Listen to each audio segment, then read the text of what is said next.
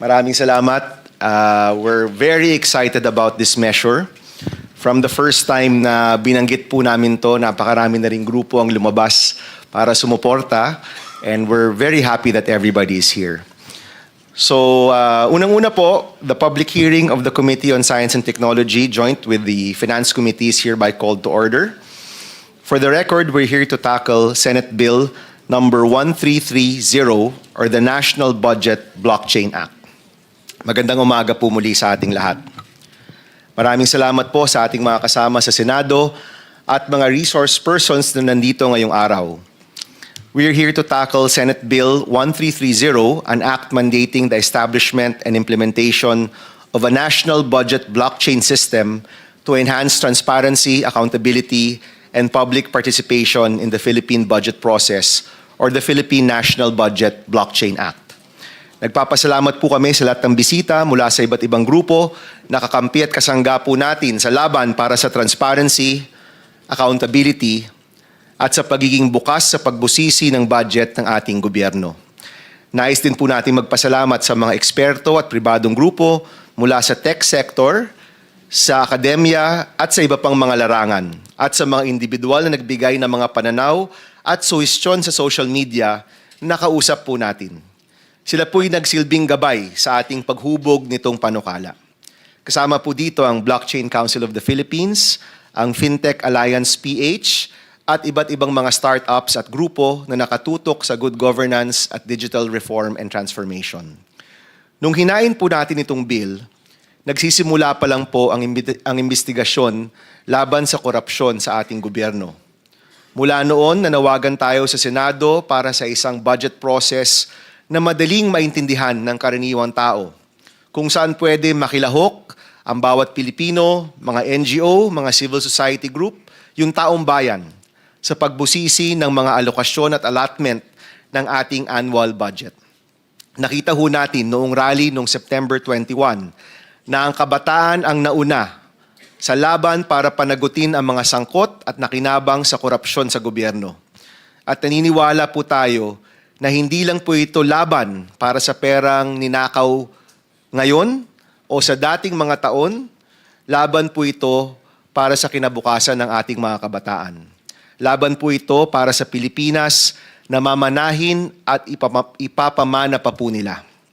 Ngayon po, mas malakas ang panawagan na yon. Pinakita ng sambayanan ang kanilang dismaya at galit sa napakabulok na sistema ng ating gobyerno, kung saan umiiral ang korupsyon at pagnanakaw sa taong bayan sa loob ng napakaraming taon. Kahapon lang po, pati yung DOH nagsabi na merong ding ghost projects sa Department of Health. And it seems to be the same contractors at behind all of this. Ang panukalang batas na pag-uusapan po natin ngayong araw na ito ay isang posibleng solusyon na para alam po ng bawat Pilipino kung paano ginagastos ang pera ng bayan. Ginawa po nating prioridad ang blockchain dahil ito po'y transparent, tapat at ligtas. To put our national budget on the blockchain answers many concerns and issues with our current system. Where the budget process has been opaque, blockchain can make it transparent. Kung saan may mga insertions at kompleto kuno ng mga project, makikita kung kailan at gaano katagal ang bidding, awarding, ang disbursement of funds, ang lahat ng mga kontrata, bill of materials, lahat yan maaaring makita pag napatupad po ang batas na to. Nung isang araw nag-request, pwede rin po ba yung mga bidders ilagay na rin dito sa blockchain? At sabi ko, pwede. Lahat ng impormasyon na kailangan ng taong bayan para mabantayan ang pera ng bayan, kaya pong mailagay sa sistemang ito. At dahil ang blockchain ang isa sa pinaka-secure na sistema ngayon, sigurado din po tayo na hindi ito pwedeng palit-palitan ng kung sino-sino. Ibig sabihin po, sa blockchain, ang pera ng bayan mababantayan. Narinig na rin po namin ang panawagan ng ilan na huwag mag-legislate ng spesipikong teknolohiya. Tama naman po. So in the end, when we do craft the law, we will talk about the standards and benefits of the technology. including but not limited to blockchain, to allow for changes in the future where new technologies might come up. So thank you. We'd like to thank those that brought our attention to that, no? That brought that to our attention earlier. Alam din po natin na ang blockchain, hindi rin po isang magic bullet. Inaasahan po natin na marami pa ang magbibigay ng kanilang sariling solusyon kontra sa korupsyon. At kailangan po nating itong pagsama-sama at suriin para makamit ang mga pagbabago sa sistema na hanap-hanap po natin. By no means is this the only solution, but many of us here believe that this can be one of the major solutions to our problems. Uulitin ko po, ang paglagay ng budget sa blockchain ay isang paraan kung saan ang bawat piso ng taong bayan mababantayan. Yan po yung hinahanap natin. Alam rin po natin na kapag merong transparency, kapag nakalathala po ito at alam ng tao kung saan napupunta, madali pong makumpara. Kung ano ba ang mga kontratang binibigay ng gobyerno, ano ba ang mga binabayaran ng gobyerno, at kahit sinong mamamayan, pwede pong magtanong dito sa proyektong to na kung saan pumapasok ang pinaghirapan nating buwis, saan ba napupunta ang pera ko? Saan ba napupunta ang buwis ko? Saan ba napupunta ang pera ng bayan? Mga kasama, ngayong araw, inaasahan po namin na magkakaisa tayo para sa isang makabuluhang diskusyon ukol po sa paglaban sa korupsyon gamit ang mga makabagong teknolohiya. Sa dulo nitong lahat, sigurado po tayo na iisa lang ang ating layunin. Gamit ang bagong teknolohiya, baguhin ang sistema upang ang pera ng bayan mabantayan. So ngayong araw pong ito, we have our resource persons. We have 4 groups that will share how blockchain can make a difference for citizens. So we have Bitskwela, we have the Philippine Association of Fintech Lawyers, we have Tawala, and we have Bayani Chain Ventures. Then we will also, if they have presentations, they're of course very welcome to present. Secretary Henry Aguda. Secretary Aguda, congratulations by the way for being confirmed yesterday. Si Secretary Aguda po he wears many hats, no? Because before he was DICT Secretary, he of course was in the tech sector and he wrote the book on blockchain, one of the books on blockchain. So he is here representing his previous experience and of course the DICT, because currently in our law, it is the DICT that will be on top of implementing this, no, if it is passed. We also have Mayor Benji Magalong. Hi, Mayor Benji, fresh from his ICI stint. Later, we will ask you to share ano po ba yung mga nakita nyo sa ating bayan. Pero pangalawa, nais rin po naming malaman ang inyong blockchain efforts in Baguio. If I'm not mistaken, you're the first LGU implementing blockchain in the Philippines, no? About to implement, yes. The first LGU about to implement. And I think there are a few others who want to follow suit. So baka po ang mangyayari, Mayor Benji, mauuna po kayo sa Baguio. Parang yan na po yung ating test case. No? And I invite everyone here to support Mayor Benji's initiatives. Baka makita ho natin kung ano yung mga pwedeng gawin sa Baguio. Pag naging national na po ito, maging mas madali yung rollout po natin dahil marami tayong natutunan na po sa Baguio. Thank you for being here, Mayor Benji. So after the 4 presentations and our 2 resource persons from government, we'll open the floor for discussion. No? We hope to finish around lunchtime. May pa-lunch naman po kami, but I know everybody's busy, so we hope to finish around 12 to 12:30. So after the discussion, we will then come together for a TWG where we will rework the bill. So yung proseso ho ng paggawa ng bill, yung ating pong fina-file na pang first reading, posible pong ibang-iba naman yan paglabas sa komite. And we promise to include as many inputs as we can, including the inputs about legislating technology. We will create some language, no, to create some space for future technologies that may be used in the future, and a number of the concerns of our netizens. Another thing I would like to mention before we start is that we will be integrating salient points from the full disclosure bill that was filed by numerous senators and congressmen in previous Congresses. This was also one of the flagship bills of former Vice President Leni Robredo, yung full disclosure bill. And we will be including a number of the aspects there. Kasi nakita rin ho namin, yung nais gawin ng batas na yon ay i-publish yung mga iba't ibang kontrata ng gobyerno, yung iba't ibang mga gastusin ng gobyerno. Of course, blockchain secures that information. No? So we'll be finding a way to put these points together. Of course, our friends like Ken Abante from the People's Budget Coalition had worked on this bill in the past, no? If I'm not mistaken, or supported it in one form or the other. All right, so we'll now proceed to acknowledge our resource persons. May we request Ms. Tenny to introduce and place on record all of our resource persons who are present today. Thank you and good morning, Mr. Chair and our guests. So for today's public hearing, we are joined by the following resource persons. From government agencies, from the Department of Information and Communications Technology, the Secretary Henry Aguda. From the Department of Budget and Management, Attorney Maria Francesca Del Rosario, Undersecretary and DBM Chief Information Officer. From the Department of Finance, Attorney Jericho Cadorna, Attorney 4 from the Bureau of Treasury. From the Bangko Sentral ng Pilipinas, we are joined by Attorney Eugene C. Teves, Chief Information Officer of the Technology and Digital Innovation Office as observer.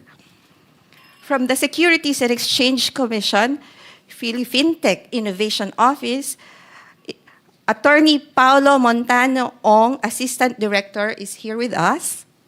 From the Department of Science and Technology, Advanced Science and Technology Institute, or ASTI, Dr. Franz De Leon, its director, is with us as well. From the Baguio Local Government Unit, we are joined by Mayor Benjamin B. Magalong. From the private sector, from Union Bank Philippines, Ms. Catherine Bautista Casas, Vice President, Head of Emerging Technology Business Group. From Blockchain Council of the Philippines, we are joined by Dr. Donald Patrick Lim, its president, and Attorney Mark Goriseta, trustee and co-founder.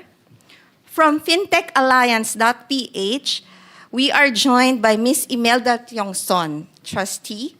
From Tuwala, Attorney Thirdy Bagro, its co-founder and general counsel. From Bitsquela, Mr. Giro Luis Reyes, its Chief Executive Officer. From UP Engineering Research and Development Foundation, Professor Adrian Valdez, its Program Coordinator, is with us.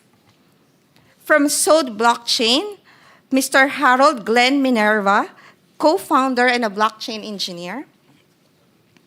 From SGV and Company, we have Mr. Lee Abadia, its principal. From the Philippine Association of Fintech Lawyers, we have Attorney Glame Brian Eran, its chairman, and Attorney Daniel John Fordan. From People's Budget Coalition, Mr. Kenneth Isaiah Abante, its co-convener. And last but not the least, from Bayani Chain, we have Mr. Jello Wong, its Chief Growth Officer. That is all, Mr. Chair. Thank you, Tenny. So, kukwento ko lang po no, before we start with Bitsquela, I had this idea to put the budget on blockchain and other government transactions in 2023 when I had my fellowship abroad. And sila Ken nga ka-message namin noon, di ba? If you remember, Ken. Hindi ko naisip na posible siyang mapatupad. Because even at that time, ang nasa isip po natin, kung iba-blockchain mo yung budget, talagang lahat ng aspeto ng budget pwede mong ipakita sa taong bayan. At naisip ko, mapapasa kaya ito? Considering that it's more than just FOI, it's more than full disclosure. It's all of that put on another level altogether. And I was thinking to myself, siguro mapapasa lang to kung talagang lahat ng leadership magkaisa para mapatupad to. And considering where our country is at that time in 2023, nasa isip ko, baka hindi to mapapasa. But here we are, 2 years later, and I actually have a good feeling that we can get this bill passed. We already see other government agencies like DBM and DICT already starting the process of putting blockchain in. LGUs already starting putting blockchain into their financial records. And now, 2 years later, from the time na feeling ko hindi ito mapapasa o imposibleng mapasa, ngayon, palagay ko, isa itong importanteng solusyon para sa mga problemang hinaharap natin. And I hope that everybody here can really come together and pursue this. No, we also have, I think, at least 6 congressmen who have filed versions in Congress, and we're coordinating with them. And yung ilalabas po natin dito, handa rin po silang suportahan. So later, I will ask Secretary Aguda kung sa tingin ba niya kayang mapasa rin ang bill na ito in the soonest possible time. No? Isa lang pong request sa ating mga resource persons. Alam ko po, karamihan dito, alam na kung ano yung blockchain. Pero ito pong ating hearing is a public hearing. Marami pong nanonood at nakikinig. May request that we also try to lessen the tech speak and the tech jargon, and let's speak as plainly as possible. Let's not assume that everybody understands what the technology is. Kasi sa totoo lang, ang kutob ko mas maraming mga Pilipino hindi rin naiintindihan ang ibig sabihin ng blockchain. Naiintindihan at sinusuportahan yung idea of blockchain na magiging secure yung ating transaction, magiging transparent at hindi pwedeng palit-palitan, hindi pwedeng loko-lokohin lang. Pero yung teknolohiya mismo ay posibleng hindi rin gaanong naintindihan. So may I request everyone to speak plainly, no? And to always think of the public, because this is a public hearing with regard to your presentations. So with that, let me begin with Bitskwela. Is it Mr. Reyes who is presenting? Go ahead po, you have the floor. Yes, you have 10 minutes po. Thank you po. May I get my slides up po? But good morning to everyone here po. I'm very happy to be here. To Senator Bam's point a while ago, that's why I'm here, to simplify and demystify what blockchain is for our audiences all around the nation in layman's terms po. No? So, ako po si Jiro Reyes from Bitskwela. We are one of the leading education brands in the Philippines for crypto and blockchain. No? We have been doing different initiatives for upskilling, for capacity building, and of course for training of our professionals in the Philippines towards blockchain careers. So over the past 5 years in doing all of these from Luzon, Visayas, and Mindanao, I have a very unique experience in terms of knowing what the public perception is towards blockchain from a regional perspective. Next slide please, if I may.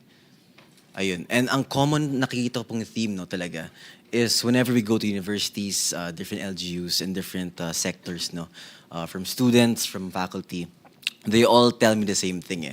Na, okay, Jiro, gets ko ng idea ng blockchain. I get the benefits. I see the news, the positive PR from around the globe. Alam ko na maganda siya. Pero ano nga ba ang blockchain, di ba? They always go back to that point. They don't know what the core tech really does. And that's exactly the question. Next slide, please, that I want to tackle here quickly today. Next slide, sorry. Very short but profound question, very important. What is the blockchain? So next slide, please. So sa Betskwela po, the way we define the blockchain is we liken it to a notebook. Sorry, next slide po. Ayun, we liken it to a notebook. Think of this notebook, this orange notebook, as a place or a tool where you can put your transactions, records, or data. Next slide, please. Different payments, records, or whatnot. Just like how would you write your mga notes po ng grade school, this could mean remittances, this could mean payment records, this could mean IDs or whatnot. Anything that has to do with data could be put on this notebook. Now, the cool thing about this notebook is ito pong notebook natin ay own po ng lahat ng tao. Everyone has a copy of it. Jello has a copy. Attorney Mark has a copy. Sir Donald has a copy. Senator Bam has a copy. Lahat po ng tao has a copy of this notebook. And this means that nationwide and even globally, anyone from around the world can check the contents po of the notebook anytime, anywhere. Even though you're in Saudi Arabia, even though you're in Pampanga, in Baguio, in Cebu, in, let's say, Germany or whatnot, 24/7 po, pwede po i-check ang contents po ng notebook natin dito. Now, this setup, in a way, also works as check and balance for all the contents within this notebook. That means that lahat po ng records at data na ilalagay po sa notebook natin ay constantly po chine-check po ng mga taong bayan natin kung tama ba ito at kung verified ito. And that is exactly why kung bakit po secure ang blockchain. The blockchain is tamper-proof, meaning hindi po siya pwede i-edit, hindi po siya pwede i-alter, hindi po siya pwede i-delete o kahit anong galawin po. No?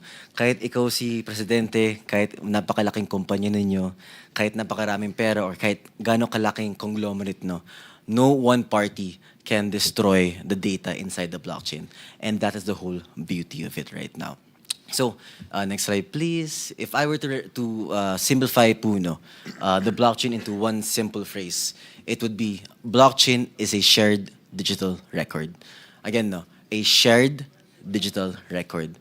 This means security, transparency, and it is very, very hard po to cheat as well. And this is exactly why that I always highlight in all my talks throughout the Philippines that blockchain is not just a buzzword. This core technology has a lot of potential po for the greater good ng ating bansa. And I believe so as well that this bill by Senator Aquino is one of those many ways in doing so as well and how to properly use the technology in a good manner para po sa ating mga kababayan as well.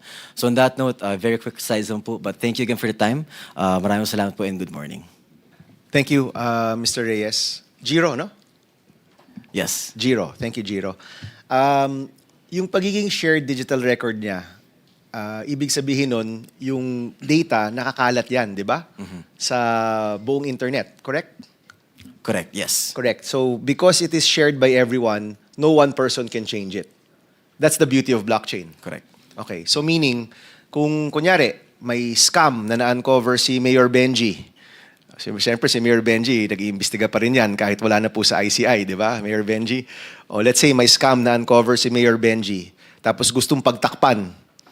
Eh, nandun na yung kontrata sa blockchain, nandun na yung data, nandun na kung sino yung nanalong contractor, nandun na kung magkano yung pako, magkano yung semento, magkano yung dun sa kontrata nila na overpriced, nandyan na. Gusto nilang baguhin, hindi nila kayang baguhin. Correct. Meron po tayong accountability with the blockchain. So, pag may nangyaring anomalya or maling pong proseso, pwede po i-track to sa source po na nangyari na masama. And it's digital, no? So, shared, meaning may kopya ang lahat, pwedeng ma-access. Digital, meaning because it's digital, the data can be utilized further. Correct, no? So, for example, mga grupo like People's Budget Coalition ni Ken, they have to go through so much paperwork and so much files just to understand the budget. Pero kapag naka-blockchain na tayo, and because the nature is digital, you can actually go use AI to help analyze the budget. Hindi lang sa anomalya. Gusto mong malaman anong porsyento ng budget na punta sa edukasyon. You can query it, and because it's digital, your chat GPTs and Geminis will be able to provide answers. Correct, di ba? Correct. It is very interoperable po with other technologies. That's the other thing. Our budget is now online, but it's very difficult. Hindi siya interoperable. So kung gusto ko malaman, magkano ang flood control na napunta sa Marikina, for example, or sa Pampanga, pag kinwiri ko yan, and because the nomenclature naman is pretty standard, you can actually access AI and other tools to understand the budget better. Correct, no, Giro? Very correct, Senator. Ang pwede pong gawin dyan is dadaan po yun sa mga data visualization and other tools to simplify the blockchain para sa ating kababayan. In fact, you could go on any of these AI tools and tell them, please give me a visualization of the budget per region. And they would create, sabi mo, gusto ko pie chart, gusto ko graph, gusto ko ganito, and they could do it, right? Correct, yes. Yes, and we're not able to do that now because the budget is very difficult to manage. Isang gusto ko rin gawin, and tinry namin ito nung isang araw, tinanong ko, magkano ang semento? Magkano ang semento, kunyari, sa Region 3 ngayon? And they were able to put out the price list of cement in a particular area at that particular time. If our contracts are on the blockchain, pwede mo i-compare yung presyo ng semento sa retail at yung presyo ng semento sa bill of materials ng mga infrastructure projects in government.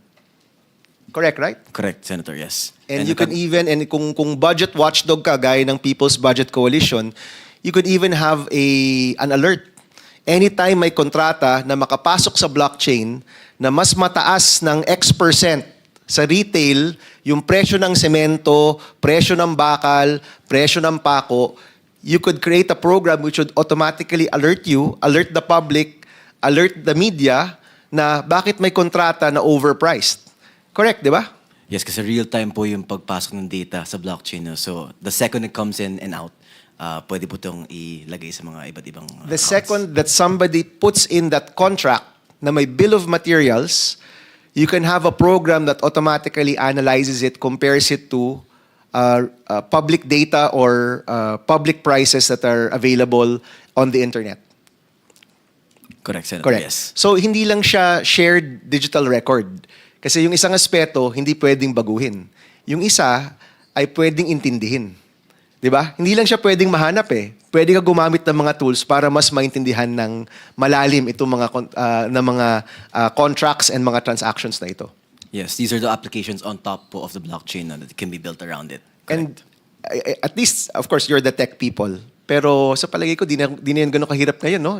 As long as it's digitized and it's available, you can use so many tools, even your ChatGPT, Gemini, whatever LLM you have to help you analyze the budget further. Correct. Isang prompt lang po yan sa mga AI right now, tapos kaya na po yan agad. Exact. Kain ka agad. Yes, Okay, kaya agad. kain ka agad. Sige, thank you for that, Giro. All right, we will now ask PAFLA, the Philippine Association of Fintech Lawyers, to give their presentation. Is it Mr. Fordan? Yes, Yes, sir. go ahead, sir. May we ask for the presentation to be flashed? Good morning, Mr. Chair. Good morning, everyone. So we have such a transformative proposal here, placing our national budget on a blockchain. So our presentation, Pera ng Bayan, Bantay ng Bayan, illustrates how this innovation can fundamentally change the relationship between Filipinos and our government by enhancing transparency, accountability, and public trust. Three things we badly need right now. Next slide. Let me begin with a question that many Filipinos ask. Saan ba napupunta ang buwis ko? Our current budget system, while functional, resembles this complex network of pipes. Medyo magulo at mahirap maintindihan. Papasok yung pera mula sa binabayad nating tax, and then may public services or projects on the other end. However, the journey between these points remains largely opaque to the average citizen. And this lack of transparency creates several challenges. First, limited visibility into how funds move through the government. Hindi natin nakikita kung paano na-allocate at lumilipat ang pondo ng bayan. Second, fragmented record keeping across multiple agencies. Wala tayong iisang malinaw na reference kung paano ginagamit ng gobyerno ang pera natin. Third, delayed reporting that can take months or even years. Of course, delayed reporting means delayed detection of anomalies as well. And finally, vulnerability to manipulation of financial records. Dahil nakatago, madaling i-manipulate ng ilang tao na may hawak. So recent issues with flood control projects have led to mass protests and call for greater accountability. And we all know that when public trust erodes, the very foundation of our democracy weakens. And this is why we must address these challenges with urgency and innovation. Next slide, please. Ayan. So imagine a system, previous slide, sorry. Imagine a system where every citizen can follow public funds from allocation to specific projects to disbursements. Let me share some examples of how this might look like for ordinary Filipinos. A mother in Mindanao, let's call her Maria. Pwede niyang gamitin yung phone niya to scan a QR code at her children's school construction site. And upon scanning, makikita niyang 10 million pesos ang allocated na pera para sa building and 80% paid na ang contractor nito. If the reported progress is different from what she sees in the site, she has concrete evidence to immediately raise concerns with local officials. Si Juan, for example, isang magsasaka sa Visayas. Pwede siyang makatanggap ng text message kung na-release na sa kooperatiba ang kanyang 5,000 pesos na agricultural subsidies para sa fertilizer. This way, kapag mas mababa ang ibinigay sa kanya, kunwari ang inabot lang sa kanya 3,000, may pangahawakan siya at papakita na kung magkano ang tamang halaga ng subsidy. A student in Luzon, for example, named Anna, concerned about rising tuition, she could access a simple dashboard showing her university received 50 million pesos from the national education budget. Sa dashboard na to, pwede niya makita kung magkano ang allocated para sa scholarships, facility improvements, and research grants. And these aren't just distant dreams. These can be made possible through the blockchain technology that we just discussed earlier. And we can create a system where transparency isn't just a buzzword, but a fundamental feature into how our government operates. Next slide, please. So, ano nga bang blockchain? As discussed earlier, you can think of a blockchain as a digital version of the traditional ledger or record book, but with key differences. In a traditional system, there might be one official record keeper maintaining the books. Kapag nagkamali siya, or worse, if he deliberately alters the records, it can be extremely difficult to detect. On the left side of this image, you see traditional record keeping. Isang notebook, pwedeng mamanipula, pwedeng mawala, pwedeng itago. On the right, you see blockchain's approach. Multiple synchronized copies held by different community members, making manipulation virtually impossible.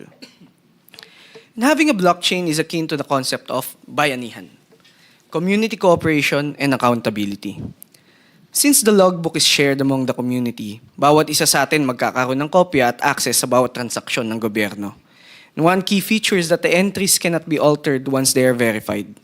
In the blockchain, each record is copied and distributed to everyone in the community and verified by consensus before new entries are added. These are permanent and unchangeable and most importantly, they are transparent and accessible to all participants.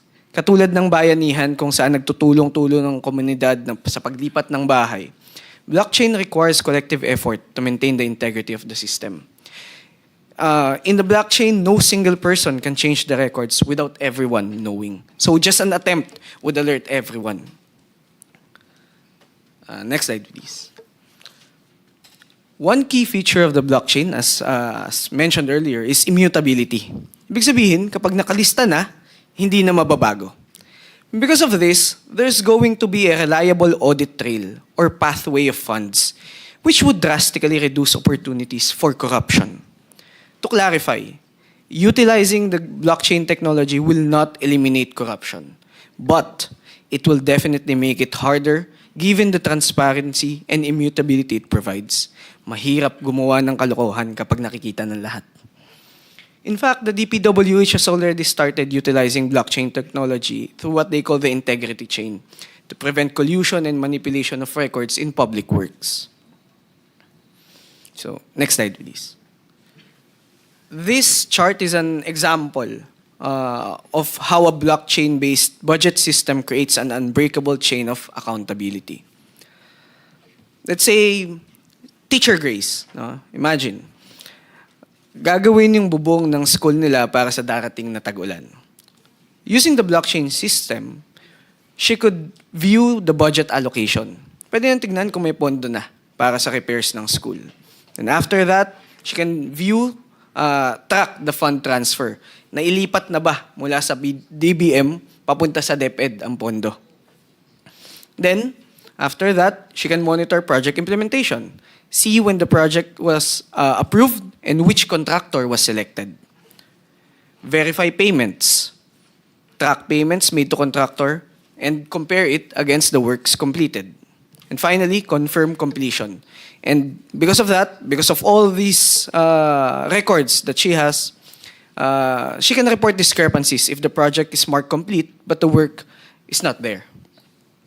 As we can see at each step, both government auditors and the blockchain network validate and record these transactions, creating multiple layers of verification. This system transforms ordinary citizens from passive observers into active participants in governance, creating accountability at every step of the budget process. Next slide, please. A blockchain-based budget allows every Filipino to see the journey of public funds in real time, from allocation to disbursement to the final project. The path is clear and traceable. Balikan natin si Maria from Mindanao. If there's any problem with the construction of her children's school, hindi na niya kailangan mag-file ng iba't ibang request o pumunta sa iba't ibang opisina ng gobyerno. Pwede siyang tumingin sa kanyang phone where she can see every step na dinaanan ng pera ng bayan.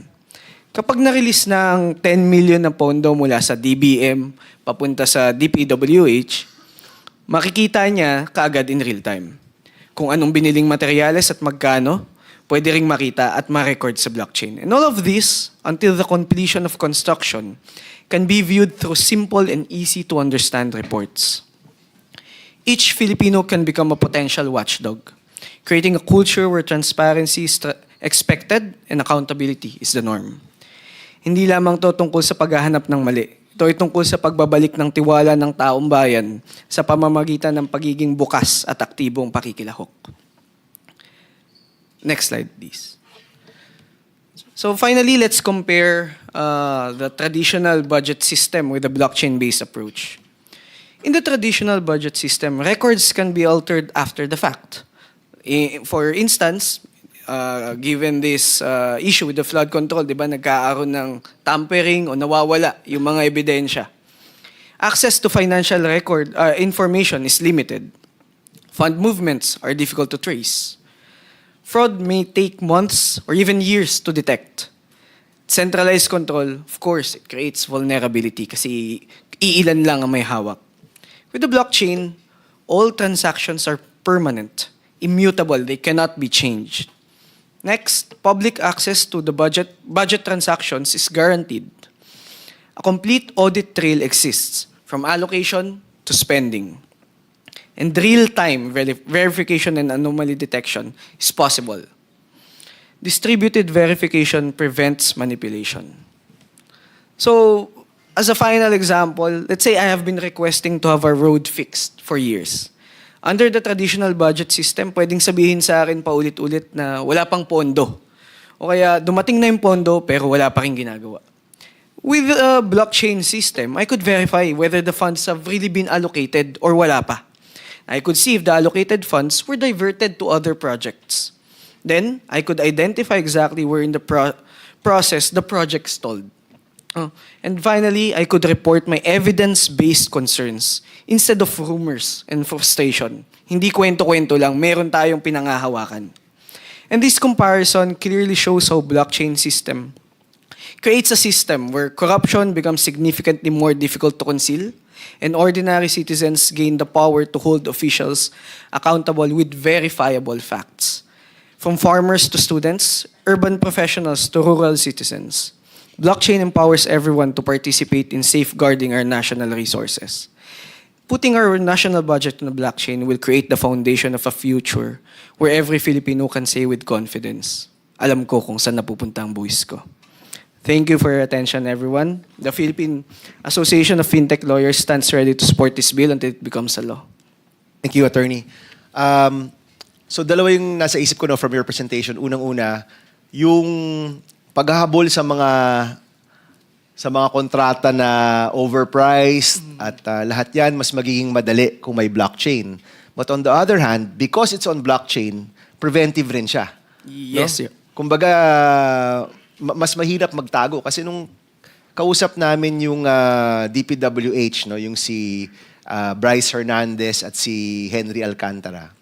Ang kwento kasi nila, nangyayari yung first step doon sa corruption nila ay sa pag-aakyat ng mga presyo ng mga materyales, no? Yung tinatawag na CMPD. Na yung CMPD pala, yung kung magkano yung presyo ng bawat materyales, yun palang overpriced na. Tapos yung bawat unit na kailangan para sa isang infrastructure, kunyari, imbis na 100 lang yung 100 bags of cement, gagawin nilang 200 bags of cement or 300 bags of cement. At dahil masalimuot itong mga proyektong ito, natatago talaga nila. But if we have that information also on the blockchain, and you can cross-reference it, no, with publicly available data, or anybody, any watchdog or any citizen can check yung dami at yung presyo, ayun palang malaking bagay na yun. No? Makikita mo na kaagad yun. At siguro, kung transparent ito, mas matitigilan yung mga taong nais na mag-overprice ng mga proyekto sa gobyerno, Attorney. Yes, Mr. Chair, that's precise. No? As you mentioned earlier, if you have access to this, you can easily use the internet or even AI to compare it. Overpriced ba yung allocated budget dito sa isang project na ito. Yung isang nakita ko rin, kasi you have other slides here, no? Siguro because of lack of time, hindi mo na rin binasa, about ayuda. No? So, kung yung ayuda, naka-blockchain din, pwede rin nating malaman kung totoong tao yun? Pwede po. Sige nga, can you help us explain that nga? Isa po sa mga purposes ng blockchain is verification. No? So if we have these people under the blockchain system, malalaman natin kung may verification process, kung totoo nga bang siya yun, no? In the same way na nagagamit siya sa national ID system. No? Kasi hindi lang siya limitado sa budget. Kasi kahit anong klaseng record, pwede siyang ilagay. Kung merong makita nila na si Juana or ganito, hindi naman residente ng lugar na to, ma-verify nung kung sino yung dapat na magbigay sa kanila. Bago yung ghost project, kasi ghost employee, yung matunog, di ba? Mga job order na hindi naman talaga totoong tao o mga beneficiaries na hindi naman talaga totoong tao. If we went all the way there, kumbaga, hindi lang hanggang kontrata ng gobyerno, pero pati yung mga beneficiaries ng gobyerno, mga empleyado, kung kahit yung mga pangalang yun naka-blockchain, mababangga rin yan sa national ID. No? Assuming na lahat naka-national ID. Yes po, Mr. Chair. Definitely. And, well, that leads to the other question. What records need to be on the blockchain? And that's why we're asking help from other groups here, ma-identify. Kasi I think yung ibang initiatives ngayon, hanggang line item lang. Di ba? O, itong item na ito, naka-publish, but we need to go deeper than that. So one level deeper is the contracts, yung mga nagbibid, yung pag-award ng mga kontrata. One level deeper is yung design, yung bill of materials. Maybe even another level deeper is yung consummation ng kontrata. Kung nabayaran ba, kailan nabayaran, magkano yung binayaran. All of that can actually be logged on. No? I mean, can be logged on the chain. Yes, Mr. Chair. Pwede po. And it's up to us to put kung ano yung record na gusto natin. Hanggang saan? Hanggang saan, no? Hanggang sa kung anong gusto natin. Sige, and we will require the help of everyone here, especially yung mga watchdog groups, no? Kung ano yung records na i-require natin to be on the blockchain. Kasi kung masyadong malabnaw naman yung i-require natin, bali, wala rin yun. No? Parang sayang rin lang. But we want it to go deeper para kaya talagang ma-analyze yan, no? Siguro lahat ng pinagbibigyan ng pera ng gobyerno o pera ng bayan dapat nakalagay sa blockchain. And the terminal point is key, no? Where do we end it? Siguro pag sweldo, yun na yun, terminal point na yun, i-encash mo na yun, di ba? Pagdating sa mga kontrata, nakita kasi natin yung isang picture na lahat tayo na-shock, yung 1 bilyong piso na nandun sa table. Di ba? Kung i-require natin na, ang nangyari kasi doon, yung contractor, nakuha niya cash. Yung buong project cost, nakuha niya ng cash, tapos pinaghati-hatian nila. But if you require na direct to supplier, for example, kung semento yan, dapat direct to supplier yung resibo mo, no? These are some things that we can do to really limit the corruption or stop the corruption. Kasi kung bulto-bultong pera ang binibigay mo, talagang mahirap na matrace yan. But if you require on the blockchain na yung ibang mga recipients, for example, dapat direkto mong bilhin yan sa mga suppliers ng semento o ng hardware store or what, may resibo, at least matitrace mo yan na talagang nagagamit ng maayos yung pera, no? Attorney, tama ba ako? Yes, tama po. It's up to us to utilize this flexibility of the technology. Sige, thank you. Si Mayor Benji sent word that he has to leave by 11. So we'll ask him to go ahead, no? With apologies to Tiwala and Bayani Chain. So Mayor Benji, bago niyo po ikwento yung initiatives niyo po sa Baguio, dahil alam ko po, nagpaplano na po rin po kayo mag-blockchain. Baka pwede rin po kayo magkwento ng konti sa aming lahat dito, yung inyong 2 linggo nag-iimbestiga ng mga katiwalian sa ating bansa. Ano po yung mga nakita po ninyo, ano po yung mga nais nyo pong i-share rin po sa amin? Thank you very much, Mr. Chair. Thank you, and to our special guests and fellow public servants. Magandang umaga ho sa inyo lahat. I had a very brief stay with ICI, Mr. Chair. But the one thing that I found out, there are actually only 3 players, main players yan. Yung mga korap na politiko, yung mga korap na mga bureaucrats, and we're talking about infra, ibig sabihin mga corrupt na DPWH officials at yung mga corrupt din ng mga contractors. No? Lahat sila corrupt yan. Lahat. And the way I see it, it has become a cottage industry, a livelihood program. No? Sa laki ng perang involved. No? There should be 5 major players. No? Yung funder, which usually yung mga lawmakers, the DPWH at yung mga contractors, local government at yung community. Pero in is out, yung dalawa. Last dalawa. So sila lang nag-uusap. Most of the time, when we ask them, bakit hindi kayo transparent sa records? Bakit hindi nyo ilabas? Ang lagi nilang sinasagot is, paano kung i-alter nila? Paano kung baguhin at sirahin kami sa social media? So ibig sabihin, anong mechanism? And that's the reason why we're pursuing this, itong transparency and accountability mechanism. And na-introduce nga itong blockchain sa amin. So pag in-introduce mo, sinabi mo na sa mga official na yan na, o bakit hindi nyo i-blockchain? Wala na silang rason. Kasi very weak yung kanilang alibay. Nasabihin na, hindi namin gagawin yan kasi baka nakawin. O kaya baka i-alter kasi sirain pa kami. So, it's a very weak alibi, pero may rason pa rin sila. May lusot sila.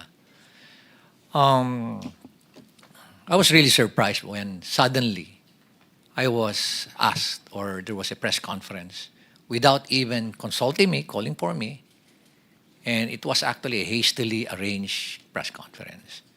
Then suddenly, binabanggit na doon na I'm not an investigator, I'm just a legal advisor, when in fact, sila naman ang gumawa nung designation na yun, legal advisor investigator.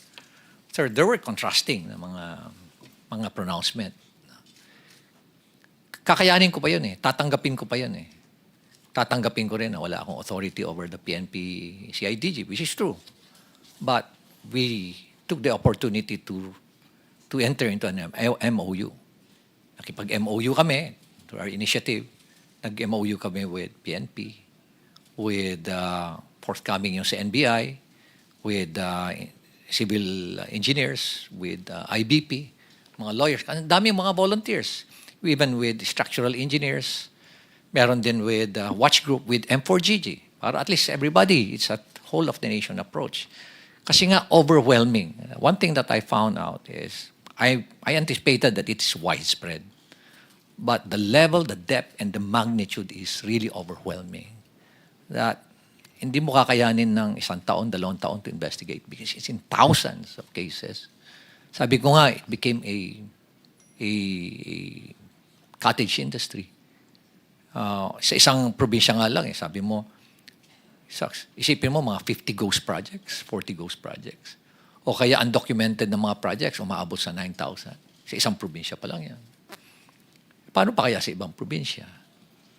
At ang isang mga nakikita namin doon is, why is it na ang lumalabas sa NEP for a particular district, 1-point-something million lang ang hinihingi mo. I have the records. Or 2.5 lang sa President's budget. Then suddenly, pagkalabas dun sa GA, bakit umabot na ng mga 21 billion? And nakita namin na talagang prevalent yung doon, yung mga ghost and substandard projects sa lugar na yan. So what was the intention? No? Hindi naman tayo tanga. Nangyayari dito, lumalabas na tanga ang Pilipino, kaya pabayaan mo na lang sila. Hindi na nila mapapansin yan. Nakakainsulto isipin. Nakakainsulto. Okay. Balikan ko uli yung press con na yan. Nilabas. And then, suddenly, tinabi na may conflict naman ako, being the mayor, and at the same time, being a member of the ICI. By the way, I'm not a member of the commission. I'm not a commissioner there. In fact, sila nga yung gumawa ng workaround nun. Na legal advisor investigator. Pero in-is out na ako doon Tinanggal na nila lahat. And then suddenly, here comes a below the belt naman na accusation. Na dahil merong project si Diskaya doon at maanumalyang tennis court. Sobra na yan. Yun na hindi ko matake. Di ba? Parang pinapalabas mo pa na korap ako. Yan na, mag-aaway na tayo dyan. Ano? Sa unang-una, sabihin ko nga, kung bulok ba ako, lalabanan ko yung mga very powerful na tao dyan. Di ba? You have to make sure that you have the moral ascendancy. bago mo labanan yung mga tao. Otherwise, masisira ka din. So nonetheless, I think I struck a nerve. No? I don't like to, expound further. Basta I believe I struck a nerve or several nerves na they panic at kaya ganun ngayon nangyari. So, I would like to end yung aking experience dyan sa ICI. But one thing that I can say is that there's no transparency. There's no transparency whatsoever. Nakita namin yan ni Secretary Vince. Tinago lahat. No? And they are just so comfortable doing it. They're not afraid. Imagine, hindi man lang nila naisip na paano ang taong bayan. Nakakainsulto pa. At ito nga, lately nga, sinabi pa na yung involved na congressman dyan, si Saldico, he did not abandon it. It was a sacrifice. My God! Nagdakaw ka ng bayan, kasi sasabihin mo, it was a sacrifice on your part. And it's not an abandonment. Ganyan na ba kababa yung standard natin sa Kongreso, Mr. Chair? Ganyan na ba tayo kawalang hiya ngayon? Manhid, di ba? Napaka callousness, hypocrisy. At nakaka-insulto sa mentalidad natin Pilipino. So from there, Mr. Chair, please allow me to read my position paper on why we're pursuing this blockchain initiative. Go ahead. This will just take about 5 minutes, Mr. Chair. Thank you for inviting me to share my perspective as a local chief executive and as someone who has consistently advocated for transparency, accountability, and integrity in public service. The core of our initiative is simple. The entire country has been in the public eye, nationally and globally, in another corruption scandal. Now, I would like to emphasize the word another, paulit-ulit, because it reflects how often we find ourselves repeating this painful cycle and how deeply rooted corruption is in our country today. It's structural, it's systemic, it's highly syndicated and well-organized, Mr. Chair. Tama na. Enough is enough. Every Filipino deserves systems that are not only efficient, but also inherently trustworthy. And with that, trust must be built on systems. I would like to emphasize that trust is the cornerstone of any institution. Baguio City has made deliberate steps to use digital tools to strengthen its governance and enhance public trust.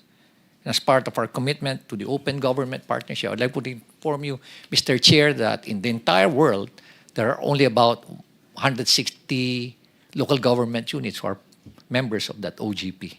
It's a global network wherein follows a basic principle that local government that practices transparency, accountability, and strong citizens' participation are more progressive in terms of growth and development. And that's the reason why us, for Baguio City, we're a member of that.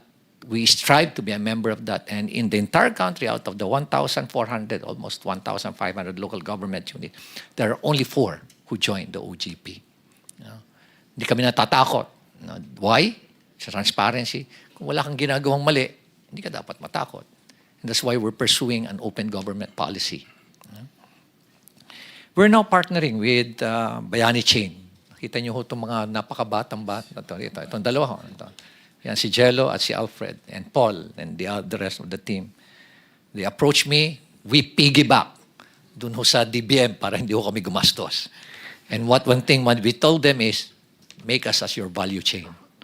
Pag sinabi niyong Baguio City, then maraming local government na mag-strive also at, This partnership aims to strengthen public accountability, provide permanent audit trails, and promote participatory governance. And we are to go live 2 weeks from now. Magkakaroon na ho kami or next week, magkakaroon na ho kami ng capacity building today, and we go live on October 15.